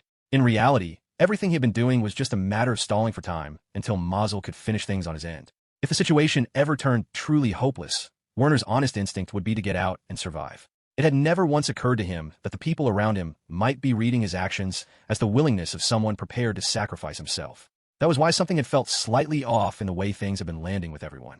He had not been able to put his finger on it until now. Max's eyes filled up and he asked Werner, with real emotion in his voice, when Werner had grown into the person standing in front of him. The question hit Werner somewhere unexpected and brought back memories of the two of them training together in the courtyard back home, pushing through drill side by side. Max pulled himself together and told Werner firmly that he would give everything he had in his service. Werner responded with what he hoped was enough conviction to match the moment, telling Max that they would all do their best together. Inside, Werner desperately wanted to clear the whole misunderstanding up, but there was no time for that now. He pushed it aside, called Max to attention, and gave the order to push forward again, break through the enemy's front line, and then use that momentum to provide cover for the Crown Prince. Meanwhile, on the other side of the battle, Mazel's search party had found what they were looking for. The enemy commander had appeared before them, and they were engaged in the fight, but the creature kept regenerating no matter what they did to it. Nobody in the group could figure out how to get past it. There had been no warning that this kind of demon was going to be involved. Someone checked in on Mazel, asking how he was holding up. Mazel said he was fine. Lugin said that striking at the main body should have been making some kind of progress, but it did not seem to be working. The girl in the group pointed out that even when they hit it cleanly, it came back immediately. Lugin glanced over at her and told her not to worry about it, that he had things under control, and suggested in a dismissive way that she could just head home if she wanted. She took immediate offense, firing back that this was no trouble at all and that they were more than managing, pointing out that thanks to a certain someone's friend, they had more than enough recovery potions to keep going. An attack came from behind her without warning, but Mazel caught it before it reached her, cutting the demon down. He looked at his group. Everyone was worn out. The potions were keeping them on their feet, but the fight could not go on like this indefinitely. They needed to find a way to end it. But Mazel was the first to admit to himself that this kind of thinking was not his strong point. Werner was the one with the sharp mind for working things out. That was not Mazel. He thought about Werner as he drove his blade into the enemy again. Werner's voice came back to him clearly. Werner had told him not to rush, to just be himself. Werner had also said that Mazel had an extraordinary memory and that he was better at certain things than Werner gave himself credit for. Werner had told him to look closely and think carefully about what he was seeing. Mazel's eyes sharpened. He looked at the demon in front of him with fresh attention, watching its movements and its patterns instead of just swinging at it. Something clicked. He called out to Lugents and the rest of the group and told them he had a plan. Degen Kolb was surprised to hear that Werner intended to go and support the Crown Prince directly. Max confirmed it, explaining that after talking through the strategy with a member of the 2nd Night Brigade, Werner had made the call himself. The order was to push forward once more, break down the enemy's entire formation, and then move to the front of the main unit. Barky caught Degen Kolb's attention as she took it in. She apologized for the pause and said she understood. She remarked quietly to Barky that Werner might very well grow into one of the most important pillars of their country in the years to come. Barky replied that if that happened, he believed the country would be in very good hands. Nearby, Reinisch was going over the details of what had happened. He noted that Werner had already earned more than enough military merit, having seen through the enemy's trap earlier and now stepping forward to serve as a shield for the Crown Prince himself. Goke added that given the circumstances, it genuinely made the most tactical sense for the 2nd Night Brigade, positioned as far back as they were, to move up to the front of the main unit. Reinisch said with open admiration that it was remarkable for someone so young, and that thinking back on his own younger years, he felt more than a little ashamed of how he had been at that age. He laughed to himself, and then went quiet for a moment. Max pointed out that these were the most exposed lines of the entire battle, and that there was no need for Reinisch to put himself in such obvious danger. Reinisch pushed back immediately, saying that protecting the Crown Prince was not danger to be avoided, but the highest honor a soldier could be given. Goke said nothing. Max said he was glad to hear it, and that they had all been given the chance to fight with everything they had for the sake of the prince. He said he could not thank Werner enough for making it possible. A short while later, Werner was deep in the middle of the fighting. The sheer number of enemies pressing in from every direction was staggering. He thought to himself that even in the game, no matter how much grinding a player did, the demon horde could never be fully wiped out. There seemed to be no end to where they were coming from. A voice called out from behind him to let him know that word had been sent to all units. Werner acknowledged it and pushed forward, calling for 3 steps and then a drive. The soldiers behind him responded and moved with him. They drove their weapons into the goblins in front of them. More enemies filled the space immediately. Werner called back to the others to send word to the main unit that they were falling back. The orcs began hurling stones, and the soldiers raised their shields to cover themselves. Werner tried to shout another order, but his voice broke and came out as almost nothing. It was no surprise. His voice had taken a beating through the whole battle. All that was left now was to keep their defenses up while they made their way forward to the front of the main unit where the Crown Prince was. The 2nd Night Brigade would be joining them, and the right flank they had been defending earlier would have to hold itself. There was nothing more Werner could do about that. All he could do was hope the left flank did not give way, because from here on he was going to be fighting at the very front and center of the line. Over on the left flank, the 1st Family unit was pressing forward behind a wall of shields. Count First was driving his soldiers hard, pushing the enemy back and calling for them to break through the enemy's ranks entirely. A voice from a distance spoke with clear admiration, saying that it was a very sensible strategy and exactly what one would expect from a family like the Firsts. The voice belonged to Marquis Norpoth, the general commander of the left flank. He remarked that it was no surprise they were so widely respected as a military family. Hermine stepped in and corrected him. The strategy had not come from her family. It had come from Lord Werner of Count Zerfield's household. The Marquis was taken aback and asked whether she meant Count Zerfield's son, the boy. Hermine confirmed it without any hesitation. She then laid out what Werner had actually given them. Before he had been moved to the right flank of the main unit, Werner had sat with Hermine and talked her through it. The plan was to build a wall of shields to slow the enemy down, then strike through the gaps in that wall. The key point Werner had stressed was that if a shield bearer fell, the entire line would collapse, so the bravest and most reliable soldiers had to be the ones holding the shields. The bodies of fallen enemies were then to be used to help cover their retreat. The Marquis was quiet for a moment as he absorbed it. Then he said he understood, and that Werner was proving to be even more than he had initially given him credit for. Tyrone muttered something under his breath as the Marquis gave his assessment. The Marquis said he would be making a report of this to the Crown Prince. Back at the center of the main unit, the Imperial Guard under the Crown Prince's direct command was fighting hard to hold the line and force a path through the demon horde. It was a punishing battle. The soldiers held their formation, and their commander scanned the field around him. Then something caught his eye. The Zerfield family unit had arrived. The commander felt the tension in his chest ease a little. The Imperial Guards pulled back, and Werner's unit marched through to take their place at the front. Werner called out to push forward, and his soldiers moved with clear determination. Things were going the way they were supposed to. The commander of the Imperial Guard told his troops that they could take a breath now and use the time to strengthen the defensive ring around the Crown Prince. The troops agreed, and the Imperial Guards looked back at the Zerfield unit pressing forward into the enemy. They tried to figure out which one was Werner. The commander pointed to the thin one with the spear. The guards watched him. They remarked that he looked like he had just walked out of school, and that he came from civil servant family of all things. Someone noted that it made sense now why the Crown Prince could not seem to leave him alone. Another agreed, and added that Lord Werner was going to have a very demanding future ahead of him. There were a few knowing sounds of agreement before the next clash pulled their attention back. Werner drove his spear into another monster and pulled a small tube from his side. He drank down a recovery potion and kept moving. One of his men reported that all units had finished repositioning and were now engaged. Werner acknowledged it and told Max to hold the front line while he stepped back slightly to focus on directing the battle from behind. Max said to leave it to him and marched off into the thick of it. Werner watched him go and thought that the man had an almost alarming amount of energy. He turned his attention back to the bigger picture. There were a lot of casualties mounting across the field. Without the potions, Werner was certain a large number of his men would already be down, including himself. His focus now was on holding a defensive position rather than pushing further. Beyond that, there was still the recovery of the wounded to manage, the constant need to account for shifting troop numbers, and the reorganization of the chain of command as things changed.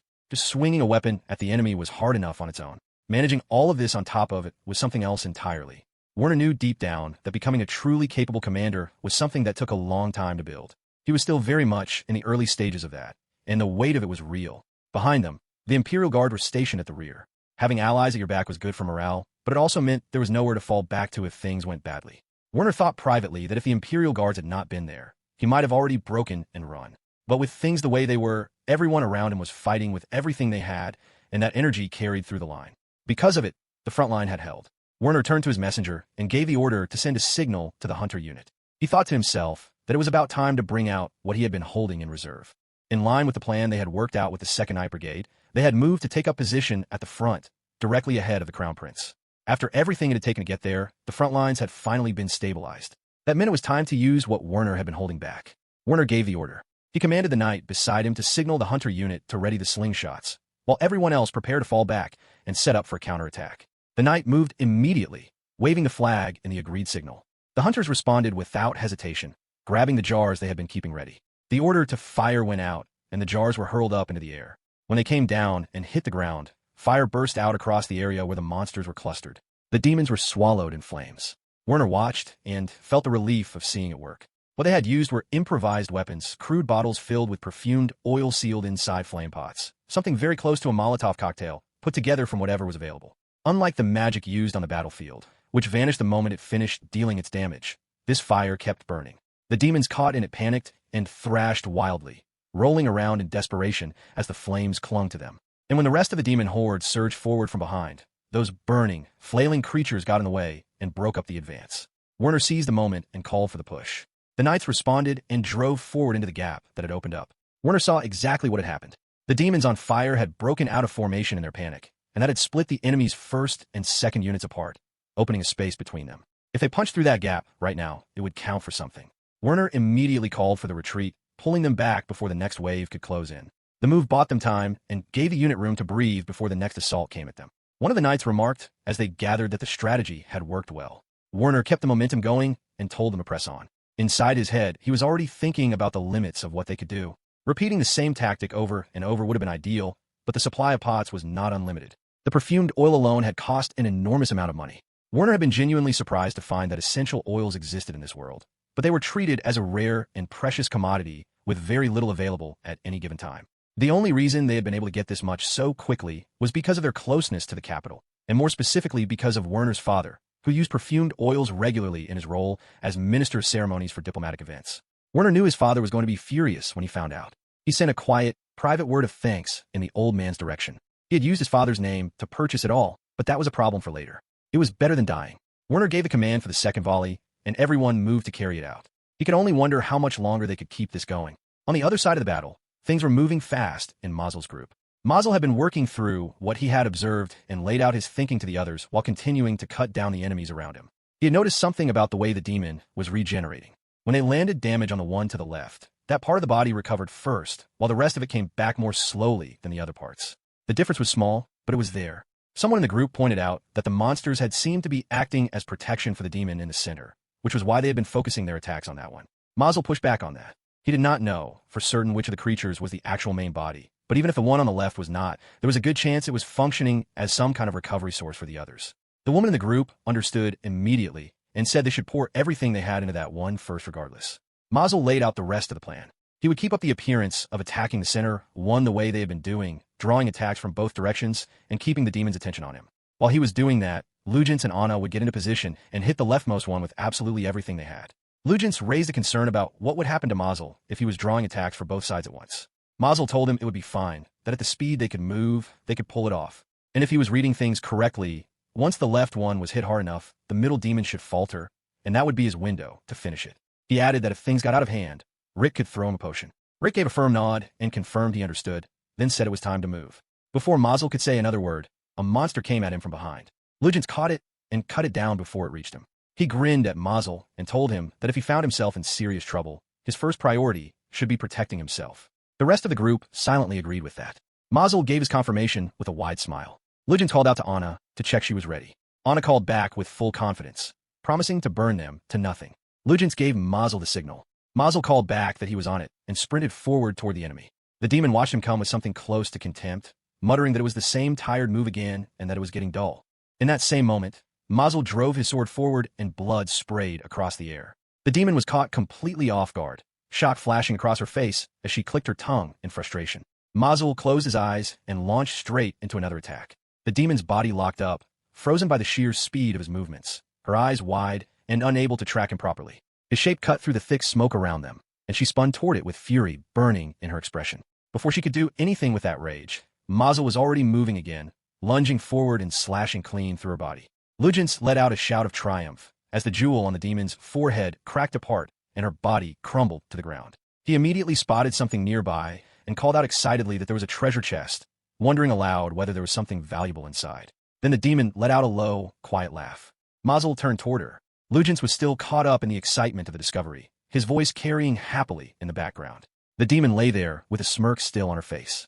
Mazel wanted to know what was amusing her.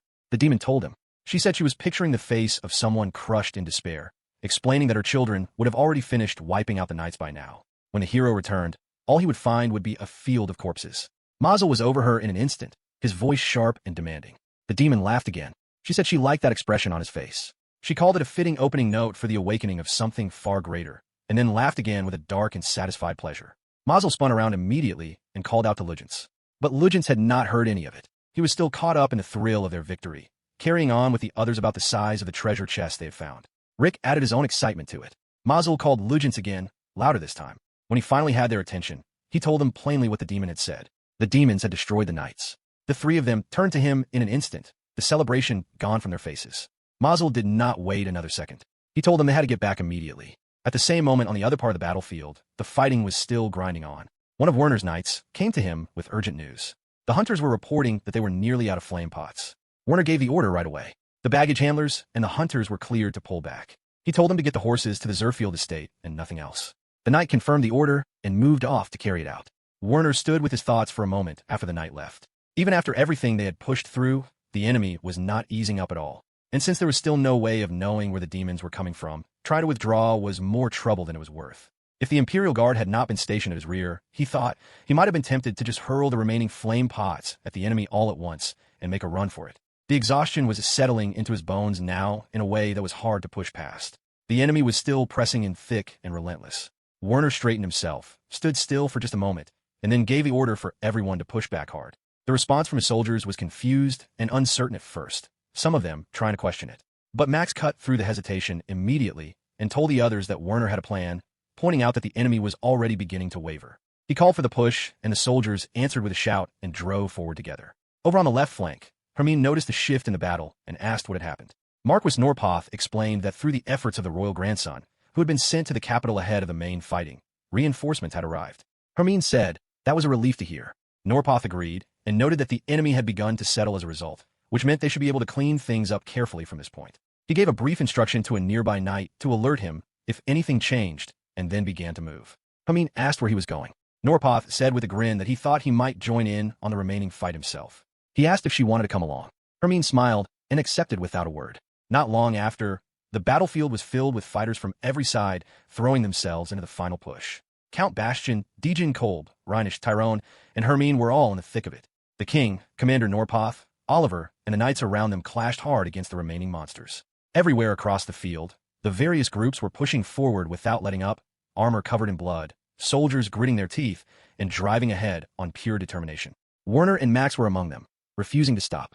And slowly, steadily, the monsters began to give ground and fall back. Then a knight's voice rang out above the noise, declaring that they had won. The shouts spread instantly across the field, and cheers broke out everywhere. Relief and joy filled the faces of the soldiers around Werner. Werner himself stood in the middle of it all and could barely take it in. His eyes went wide. The word barely formed in his mind. They had actually won. The knights gathered around him, calling out his name and pouring their congratulations over him, saying they owed everything to his efforts. Werner stood there and thought to himself about everything that had happened, realizing slowly that he had gotten so swept up in it all that he had well and truly overcommit. He thought about his father and what was coming when the old man found out everything Werner had done and spent and decided in his name. Then he let it go. Whatever came next could wait. The thought drifted away as the last of his strength left him and his awareness faded. The knights around him reacted in alarm, calling his name in panic. Max gave the order immediately to bring a potion and get it to Werner fast. Someone rushed to carry it out. Werner, somewhere at the edge of his fading consciousness, told himself quietly that he was still alive. People were saying he had been a good man, but when it came down to it, he had been a civil servant, though it seemed he had shown real courage in the end. Word had spread that he had died protecting his younger brother. Someone wondered aloud whether it had simply been a matter of lacking proper training. A woman in the group noted that at least if the younger brother had survived, the line of succession was intact. Someone else murmured in response. Werner stood quietly in a corner, listening to the guests talk among themselves as if the death of a child were nothing more than an interesting piece of news to pick apart. Someone brought up that the eldest son had not yet been married. Another voice recalled that he had apparently been engaged to the eldest daughter of the first family, and pointed out that she had just walked past. Werner thought to himself that a child had died, and this was what people chose to talk about. Norbert guided him gently toward the exit. As they moved through the crowd, a woman's voice remarked on Werner, wondering what his skills were. Someone else answered that when you got right down to it, he was only from a civil servant family. Werner's expression darkened. He thought the word in his head. Disgusting. Then a loud laugh cut through everything else. Werner turned sharply. He recognized the woman immediately. She was his late brother's fiancée, and without any trace of sadness on her face, she was saying openly that she was relieved she would no longer have to end up married into a civil servant family. Werner's body went completely still. He stood there and thought about what this world truly was. Even allowing for the differences in culture and time, this was too cruel. These people were not human to him in that moment. They were something else entirely. Something worse. Werner was jolted awake. He was covered in sweat, gasping slightly as he came back to himself. It had been a dream. The funeral dream. He had not had that one in a while. He lay there for a moment piecing things together. He had just spent time around the first family. Yet the woman who had been his brother's fiancée had not been among them. The thought of her made him feel sick. Then something clicked. He remembered. The demon stampede had started. He had been in the middle of it. A voice erupted somewhere nearby, announcing loudly that Lord Werner was awake. Someone burst through the door into the room. Pain hit Werner immediately. Everything in his body ached. His mother was at his side almost instantly, telling him sharply that of course he was in pain after pushing himself the way he had. She told him he had been treated, but had been unconscious for an entire day, and that they had all been beside themselves with worry. Werner apologized, his voice coming out rough and barely there. His mother said they would start by treating his throat, since he clearly needed it to give orders. She called for Norbert to bring a potion. Norbert appeared and handed it over. Werner drank it down in one go and looked at the two of them. He could see how genuinely worried they had been. It reminded him of when he had first woken up in this world after his reincarnation, that same disorientation and relief at being alive. He made sure he had not somehow jumped worlds again. He asked about the demon stampede. His mother told him with a slight smirk that they had won, and he was not to worry. Werner said he was glad to hear it. He thought quietly to himself that what he had heard during the battle had not been a dream then. He had really heard those cries of victory. His mother then told him that once he could speak properly again, he was to go and report to his father. Later, in his father's office, his father told him there was a great deal he had to say to him. But given that Werner had received commendations directly from the royal family, he could not bring himself to be too hard on him. Werner was not sure what to make of that. His father explained that an envoy sent personally from the royal family had come to check on Werner shortly after the battle. Werner was genuinely surprised. His father added that representatives from the first and Rhinish families had followed not long after. He handed Werner a scroll and told him to look it over carefully. Werner unrolled it and let out a quiet breath when he saw what was on it. His father continued, saying that in 5 days Werner would have the opportunity to receive a medal of honor before the crown prince himself, and that he should keep himself ready for that. Werner rolled the scroll closed and told his father he was sorry for all the trouble he had caused. His father's expression tightened slightly, and he let out a short sigh. Then he acknowledged that Werner's quick thinking had saved a great many lives, and that Max and the others had not stopped talking about him since. He told Werner he had done well. He then asked whether Werner was feeling better. Werner said he was much better. His father gave a small nod and said he would want Werner's account of the perfumed oil at some point, though it was not urgent. He also told Werner that until the ceremony he did not need to go back to school, that this time was for rest. That was all. As they stepped outside, Norbert said cheerfully that it was good to see the master looking so pleased. Werner said he supposed so, and hoped it would stay that way. Then something came back to him, and he asked Norbert to bring him some documents he needed to look over. Later, reading through them, Werner quietly noted the names. Viscounts Crank and Middag had died. The militant Baron Donenal had been gravely wounded. Werner sat with that for a moment. The deaths had reached into the nobility as well. Many of the students had been among the casualties. For nobles, there were structures in place to manage what came after. But for those of common birth, the cost of treatment and funerals fell heavily on families that had very little to spare. Werner did not know most of them personally, but still, he told Norbert to find out which of his school friends were among the dead. He would write letters of condolence under his own name, and he wanted a personal representative sent to attend the funerals on his behalf. He also wanted to know if any of the deceased had younger siblings. If those siblings wished to attend the academy in the coming years, he wanted to support their enrollment under the name of the Count's family. He would put the proposal to his father. Norbert nodded, said he would send someone suitable, and left. Werner sat alone with his thoughts. People had died, not just people, his classmates. And here he was, sitting calmly and going through documents. He found that deeply unsettling about himself. He was almost certain that if Max or any of his own men had died or been seriously hurt, he would not be calm at all. So was this detachment coming from somewhere deeper, from the part of him that still thought of this world as a game rather than a real place with real people in it? He turned the question over and let it sit. Whatever the answer was, the more immediate thing to think about now was what this victory actually meant for the story going forward. They had deviated from the game's script in significant ways. He hoped that would not end up working against Mazel somewhere down the line. Looking back on how the battle had unfolded, Werner felt a genuine sense of reassurance about the Crown Prince. The man's judgment under pressure had been sharp and decisive. For someone who was going to need to prepare for an eventual attack on the capital, knowing that such a ruler and those knights were on their side was more comforting than Werner had expected it to be.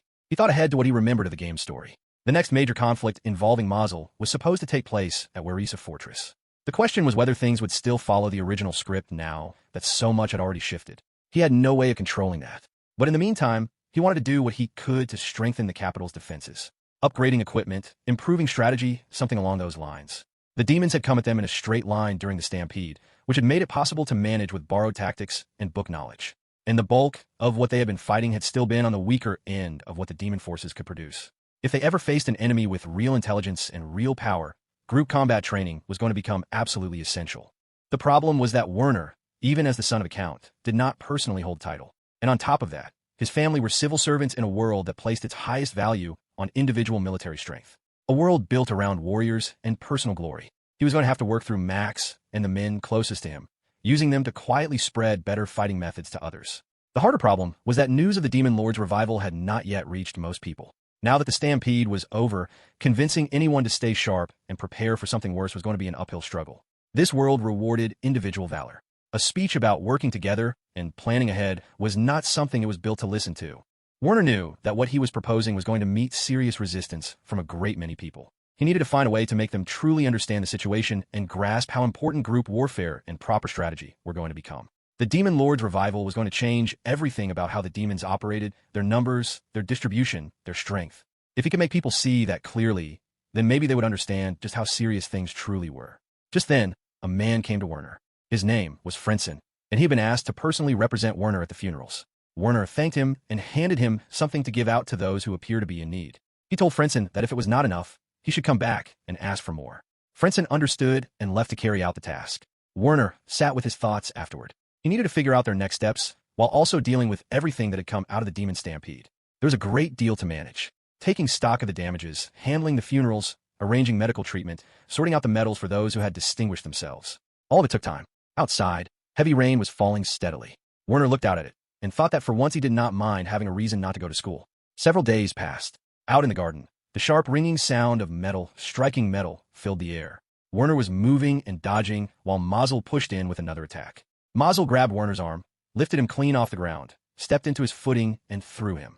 Werner went airborne, hit the ground hard, and landed with a gasp of pain. Mazel pinned his arms behind his back and smirked. Werner told him to ease up, reminding him that he was still supposed to be recovering. Mazel grinned and said he would never go easy on the hero of the demon stampede.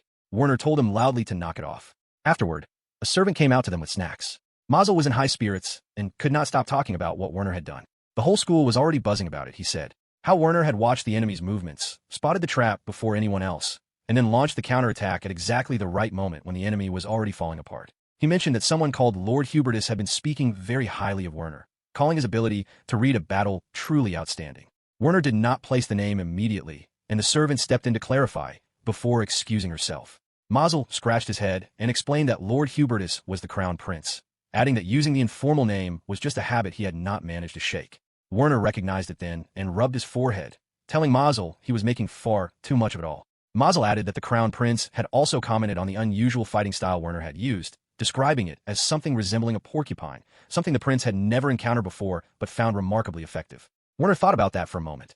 The crown prince was almost certainly referring to the phalanx formation. The first family had managed to execute it well on the battlefield despite the rough and rushed way Werner had explained it to them. He gave credit where it was due.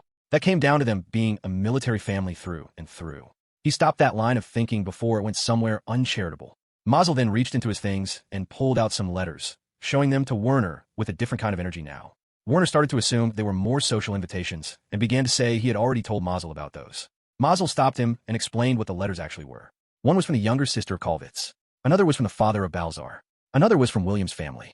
Mazel had attended their funerals, and they had asked him to pass along their thanks to Werner. They had been deeply moved that someone from the nobility had thought of them and reached out the way Werner had. Werner said quietly that the students who had not been from noble families or registered as adventurers should never have been anywhere near the fighting. They should have been kept on standby from the start. Mazel agreed, but said that nobody had expected things to spiral the way they did. Werner acknowledged that. Mazel grew quieter for a moment, then said something that Werner was not quite prepared for. He said that because of Werner, what those people had been trying to protect had been protected. It was not just that peace had come back. It was that there was someone in the world who would grieve for them properly. The only sadness was that the dead could not be brought back. Mazel said simply and sincerely that he truly believed it was a good thing someone like Werner existed. Werner was caught off guard by that. He gathered himself and redirected the praise, saying that if anyone deserved to be recognized, it was the hero who had actually gone and defeated the demon boss. Mazel pushed back immediately, telling Werner not to do that too. Werner told him not to be modest about it. Without Mazel breaking the crystal that had been controlling the monsters, there was no telling how the whole thing would have ended. Werner then brought up something that had been sitting in the back of his mind and asked whether Mazel had ever found out what the black jewel was that he had found. Mazel said that apparently not even the material it was made from could be identified by anyone. Werner muttered to himself, turning that over quietly. He wondered if that had been in the game at all. He did not remember it. He pushed the thought aside, smiled, and said that regardless of everything else, it all came back to what Mazel had accomplished. Mazel said he had already heard more than enough of that at school. Then Mazel explained the real reason he had come over, beyond delivering the letters. He said that the commoners at school had gone to considerable lengths to carve out an escape route for him, so he could get away. Werner said that sounded a bit dramatic. Mazel reminded him that he was a commoner himself and had absolutely no idea how to handle turning down an invitation from a noble without causing offense. He also had no idea what to wear or how to behave at the medal ceremony the following day. Werner thought to himself that he wanted to place the blame on the teachers for not preparing Mazel better, but as a friend, he simply could not leave Mazel without help when Mazel came to him. He told Mazel that this happened to be exactly the kind of thing he knew well. Mazel lit up with relief. Werner thought that he was going to need to step in more regularly once they were back at school. He told Mazel that when it came to turning down invitations, he could simply use the excuse that he was only a student and that it was a perfectly acceptable one. For the ceremony, he should just wear his school uniform. Mazel was surprised and asked if that was really appropriate. Werner told him it was considered formal attire in this context. Inside his own head, Werner was already thinking beyond the ceremony. He wanted the victory celebration to go smoothly and without any complications first. Whatever conversations needed to happen could come after that. The day of the medal ceremony arrived. The king stood before the gathered assembly and made his announcements. And then, among those announcements, came something Werner had not seen coming at all. The king declared that upon Werner von Zerfield, the legitimate son of Lord Zerfield, the title of Viscount was hereby bestowed. Werner stood there and could not for the life of him understand how this had happened. Several days after the demon stampede, the victory celebration was being held at the palace, and everything was running smoothly. Werner had just started to let himself think about what lay ahead when the medal ceremony began and pulled his attention back to the present. The king opened with the first name in order of merit, calling forward the crown prince. The crown prince responded with the appropriate words of humility and gratitude. The king then called the second name, Werner's father, acknowledging that his unit had played a crucial role in the battle and that his achievements were highly deserving of recognition. Werner's father bowed and offered his thanks. Then the king continued and called Werner's name as well, and announced that the title of Viscount was being bestowed upon him. Werner stood there in complete disbelief, his thoughts erupting silently while his face and body performed the correct movements. He bowed and offered his thanks to the king with all the proper words while his mind was screaming the opposite. The two of them rose. Werner could feel eyes pressing into his back from behind. He thought to himself that if looks could actually kill, he would already be on the floor. The men around him stood silently. Werner let out a quiet breath and let his gaze drift upward for a moment. He noticed, not for the first time, how strangely modern the architecture and uniforms of the capital and palace looked compared to the rural villages elsewhere in this world, which were entirely medieval in feel. He wondered if that kind of inconsistency existed because this world had originally been a video game, where different locations could simply look however the designers wanted them to. It was one of those moments where the gap between what felt real and what he knew to be true hit him unexpectedly hard. He pushed it aside. None of it mattered right now. The king moved on and called the third name in order of merit. It was Mazel Harding. Mazel stepped forward and knelt before the king. Werner watched him and thought privately that if merit had been ranked honestly, Mazel should have been first. He kept that thought entirely to himself. He looked at Mazel kneeling there and thought that Mazel presented himself exactly as a main character should, naturally and without any apparent effort. It suited him, but Werner felt a small pang about something. He wished Mazel's family could have been here to see this. Mazel had not even told them it was happening, let alone invited them. His reasoning had been that they lived so far away in Arlia that they would have had to stay at an inn, and getting there would have been difficult. Werner could not argue with the logic. Arlia was genuinely far from the capital. Even with an invitation sent in time, there was the journey itself and the family business to consider. Still, Mazel clearly had a good relationship with his family, and Werner suspected he would have been quietly happy if they had somehow been able to make it.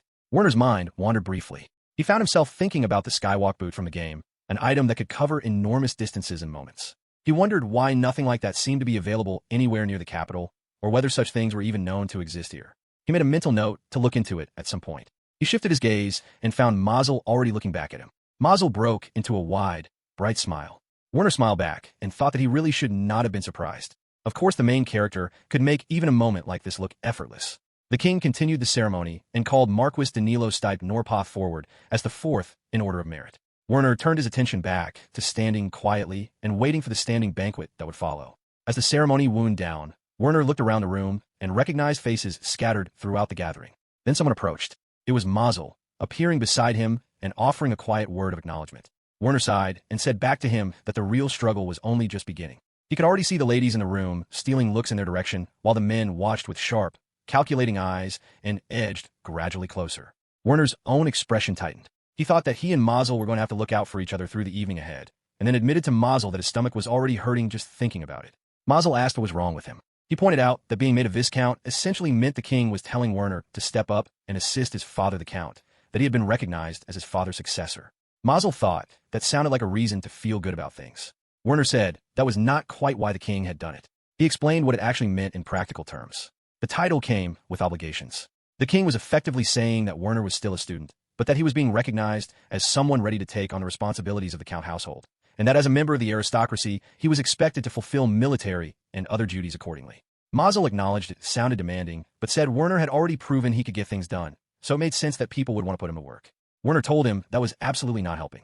Inside his thoughts, the weight of it settled heavily. The capital was almost certainly going to come under attack at some point in the story ahead. That meant he was going to be spending a great deal of time inside the royal castle, carrying out his duties.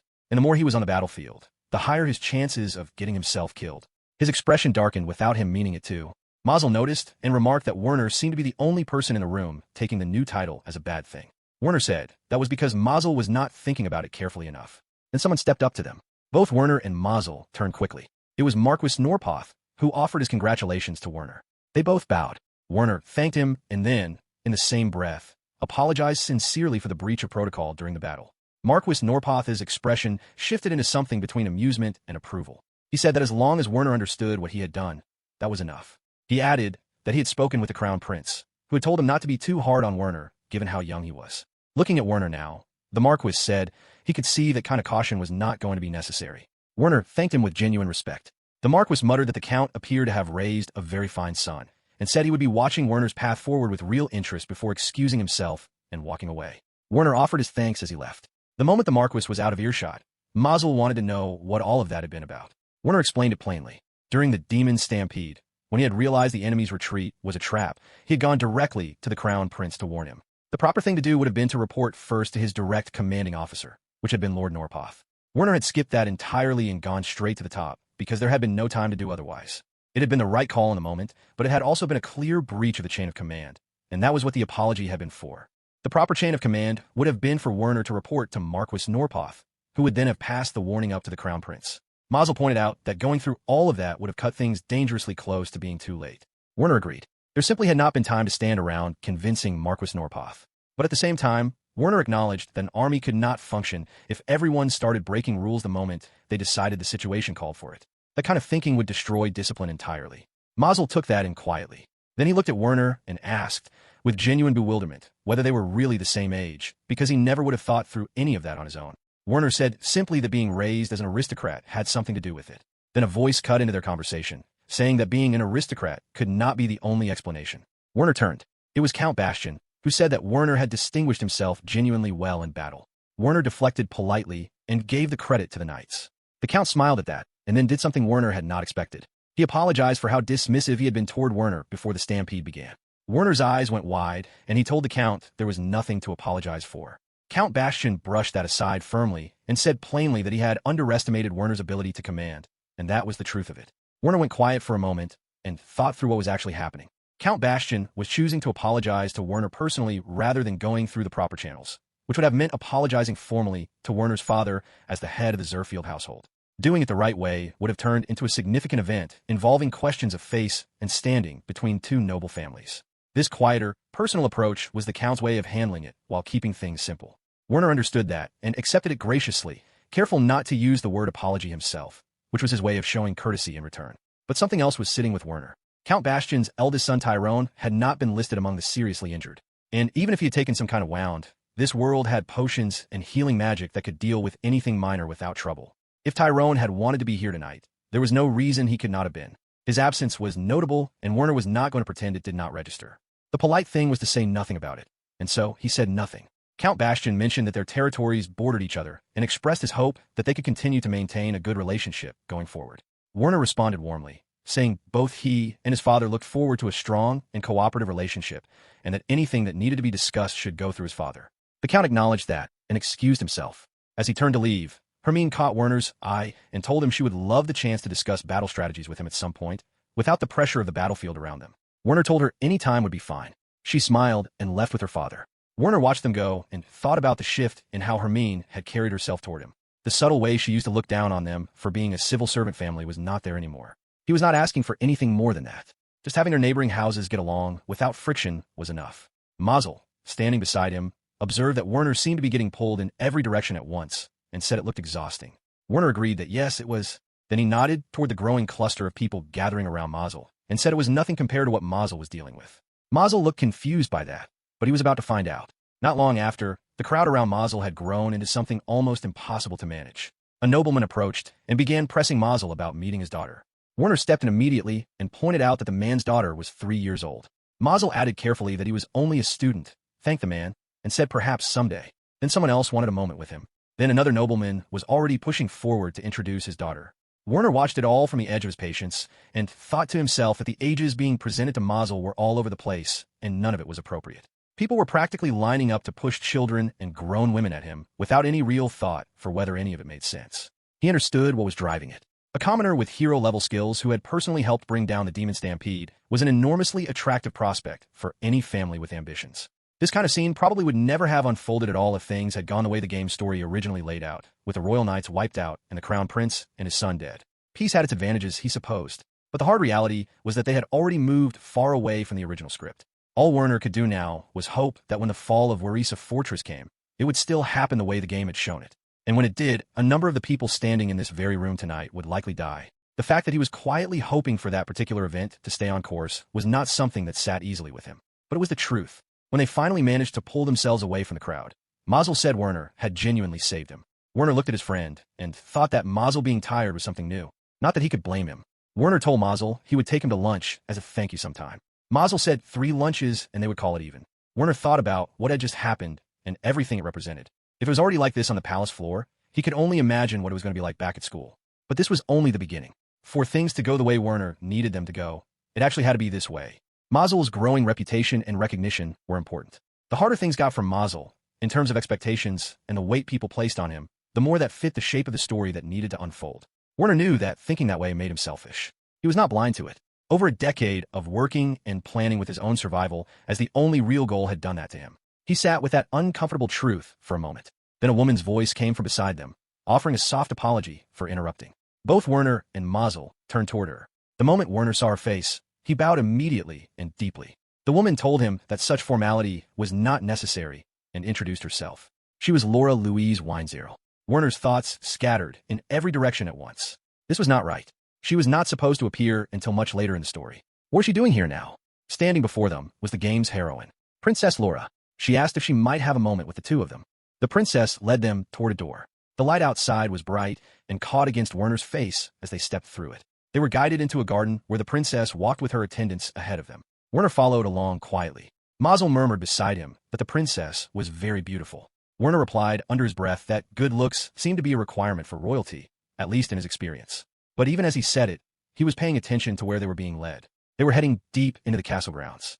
In the game, this particular section of the palace was only accessible after the capital had been partially destroyed during the Great Attack. That was what Werner remembered. He looked around and recognized the place with a growing unease. The princess stopped and told them they had arrived. Werner looked ahead and saw someone already standing and waiting for them inside a gazebo.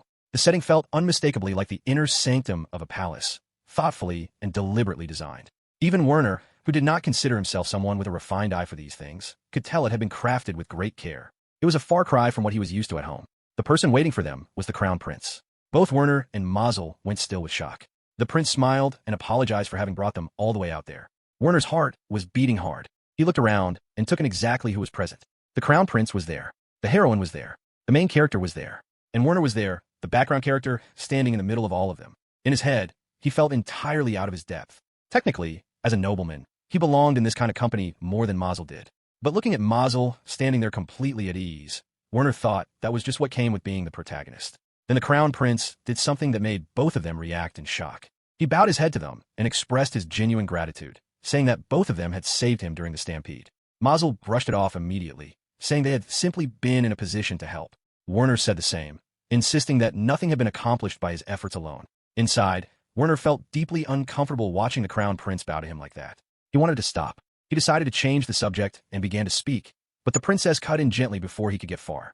She told him there was no need for formal titles or stiff language among them here, and that no one would think less of Werner for speaking more naturally. Werner was about to object, but she was firm about it. He glanced at the crown prince, who gave a small nod of agreement.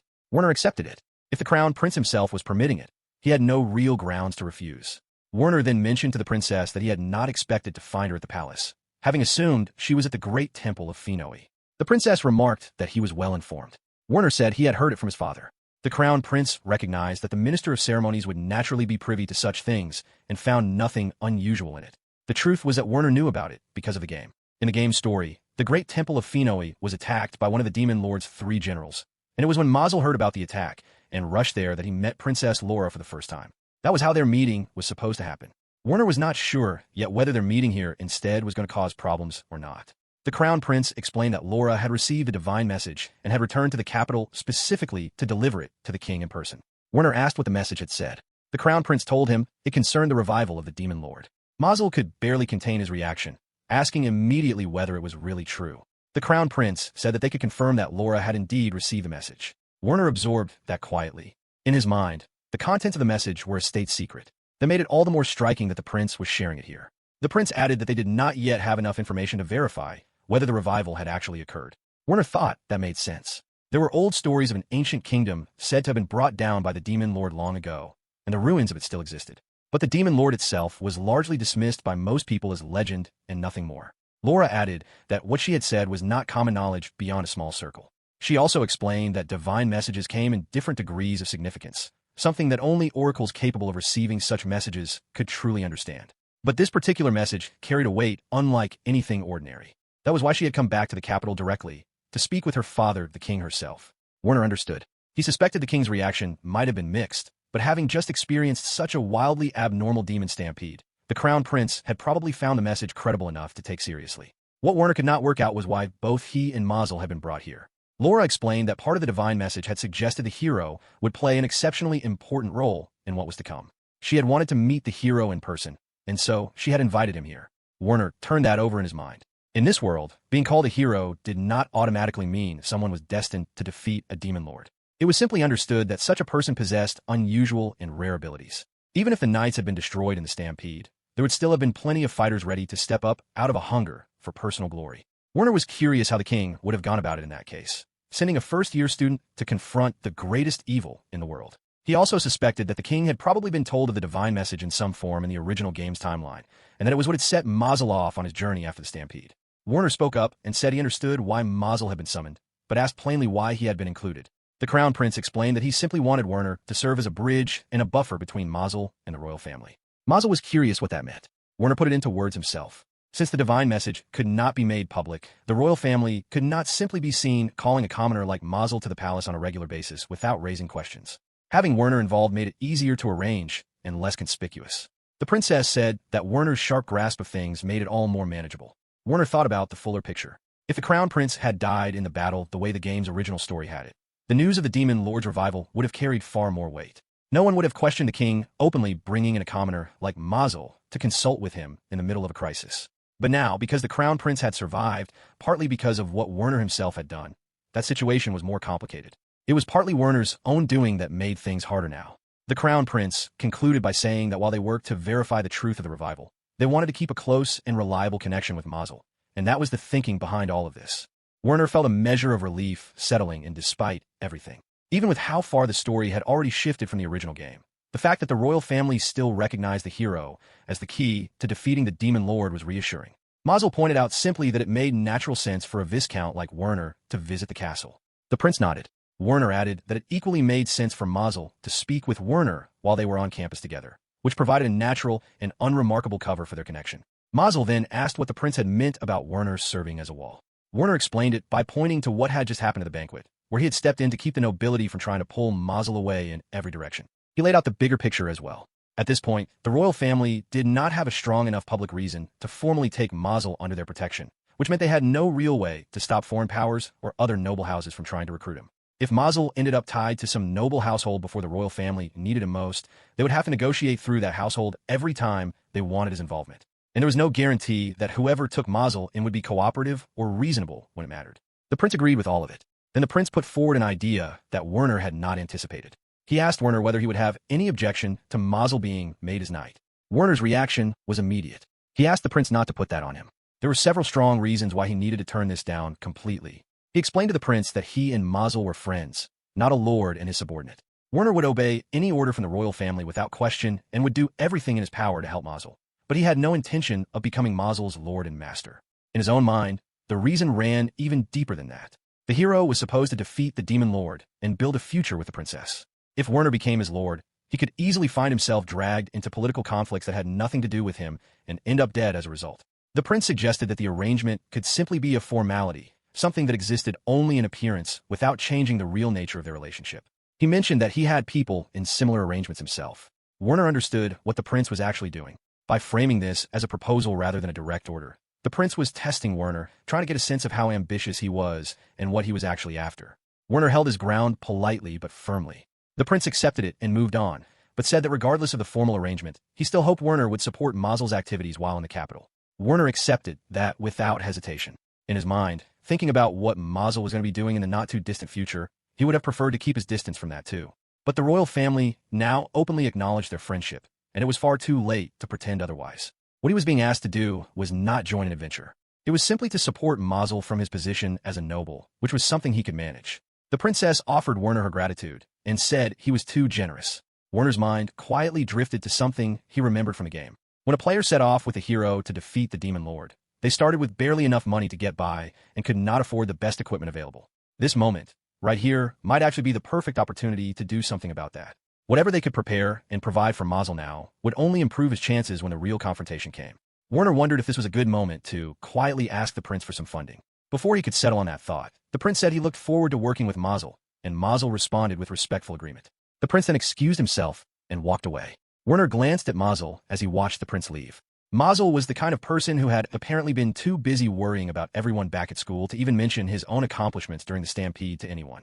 That was just who he was. And looking at the situation now, whether it was equipment, connections, or preparation, being in a position to actually do something for his friend before he set off on a journey with the fate of the entire world resting on him was far better than standing helplessly on the sidelines.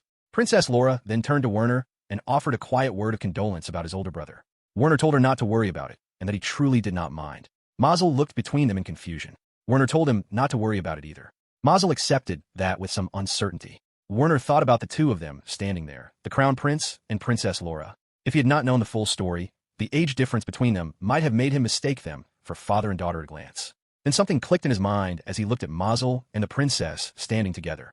He told the two of them that he needed to slip away to use the restroom for a moment and left Mazel to manage the conversation, asking one of the attendants to show him the way. The attendant smiled and agreed. Werner thought a quiet apology in Mazel's direction as he walked away. This was a good opportunity to nudge things along between Mazel and the princess. It was a little earlier than expected in the story's timeline, but there was no harm in letting them get to know each other sooner. The princess had come across as warm and playful on first impression, so Mazel would be fine. Whether the small details of the story changed from here was one thing, but perhaps the overall shape of it would hold together regardless.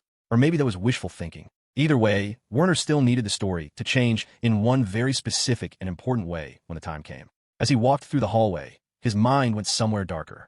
He found himself looking at the guards stationed along the corridor and wondering which of them would be among the dead when the capital eventually came under attack. He thought about the attendant walking ahead of him and wondered the same thing about her. Then one of the attendants spoke up and turned toward him. She said, with some hesitation and a great deal of sincerity, that if Werner would forgive the forwardness of it, she and the others wanted to express their deepest gratitude to him. Werner looked at her and asked what on earth he had done to deserve that kind of thanks. He genuinely could not place it. The attendants exchanged a quiet look between themselves before one of them began to explain. The first attendant explained. Her father was a knight, and the other attendant's older brother served under Count First. They had heard how Werner had seen through the monster's trap before it could close around the army. If not for that, both of their family members might very well have died in the battle. They were deeply grateful. Werner went completely still. The attendant apologized for the forwardness of saying it, but said that they had wanted so much to thank him at least once with their own words. Werner did not know how to respond. He managed to say something quiet and simple, telling her it was nothing and that they were very welcome. Then the attendants led him the rest of the way to the restroom. Alone for a moment, Werner turned on the faucet and washed his hands, privately grateful that this world had running water. They had never shown bathrooms in the game, so finding that the basic infrastructure existed had been a relief when he first discovered it. Living through something resembling the Middle Ages would have been genuinely hard on someone raised in modern Japan. But then again, if this world had magic capable of creating things from nothing, it made sense that people would have applied that same ingenuity to the practical necessities of daily life, things like plumbing and waterworks. Magic had its limits, though. It was not all powerful. People still died. That was exactly why he had spent so many years working himself as hard as he had. From a moment he had remembered his past life as a child, he had known what the demon stampede was going to bring. He had gone into it with everything he had. He had survived it and cleared that first enormous obstacle. But standing there alone, he found himself wondering whether he could have done more. He had poured everything into making sure Mazel would be all right and had largely stopped thinking about the other students around them. Was that because somewhere underneath it all, he had still been treating this world as though it were only a game? But the guard in that hallway, those attendants and the families they had talked about, Mazel, the students who had died, all of them were real people living real lives with real connections to one another. Werner was not arrogant enough to think he could have saved everyone, and neither could Mazel. But if he could at least feel that he had genuinely given everything he had, that would help. It would sit easier with him when the nights got quiet. That was what he wanted going forward. The honest truth was that he had only ever wanted to survive. Everything that had worked out for other people had been a side effect of that. The gratitude from those attendants had stung precisely because of that. But if the consequence of acting in his own interest was that someone else got to go home alive, then maybe that was the right way to look at things going forward. He could not match Mazel in raw fighting ability, and he had no overwhelming special power of his own. But he had the knowledge of how the game played out and the influence that came with being a noble. He did not need to leave everything on Mazel's shoulders. It was all right to aim for more than just keeping himself breathing. He was still deep in that thought when, back in a room he had stepped away from, Princess Laura was asking Mazel a quiet question. She had noticed how much Werner and Mazel seemed to genuinely trust each other and asked if that was really the case. Mazel said he certainly hoped so. He apologized in advance and said he knew it might be a strange thing to ask, but told her he was curious about something. He asked if the princess could answer. She said she would answer whatever she was able to. Mazel asked why Werner had turned down the idea of making Mazel his knight.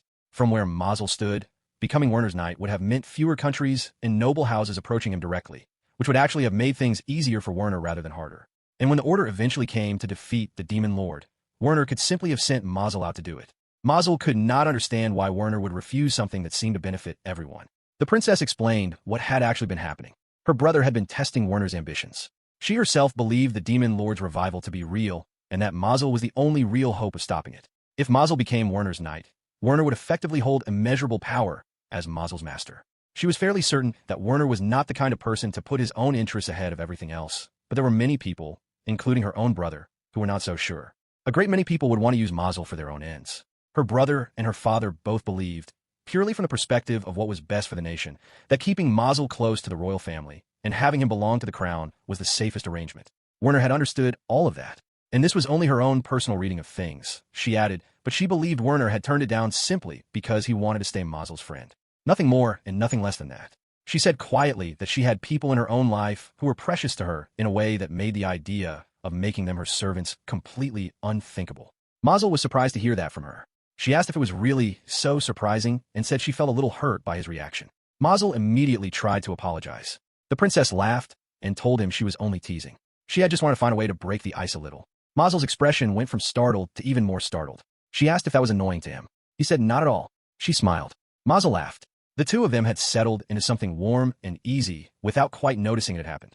Werner had made his way back by then and was at the door. He could hear voices and laughter from inside. He apologized for interrupting as he stepped in. Both Mazel and the princess welcomed him back. The princess told Werner that Mazel had just been telling her about a time the two of them had gotten into a scuffle with older students at the academy. Werner looked at Mazel with a slightly raised brow. The princess quickly added that she had been the one to ask. She said she would love to hear more of their stories. Werner looked at the two of them sitting there, and before long all three of them were laughing together over the memories.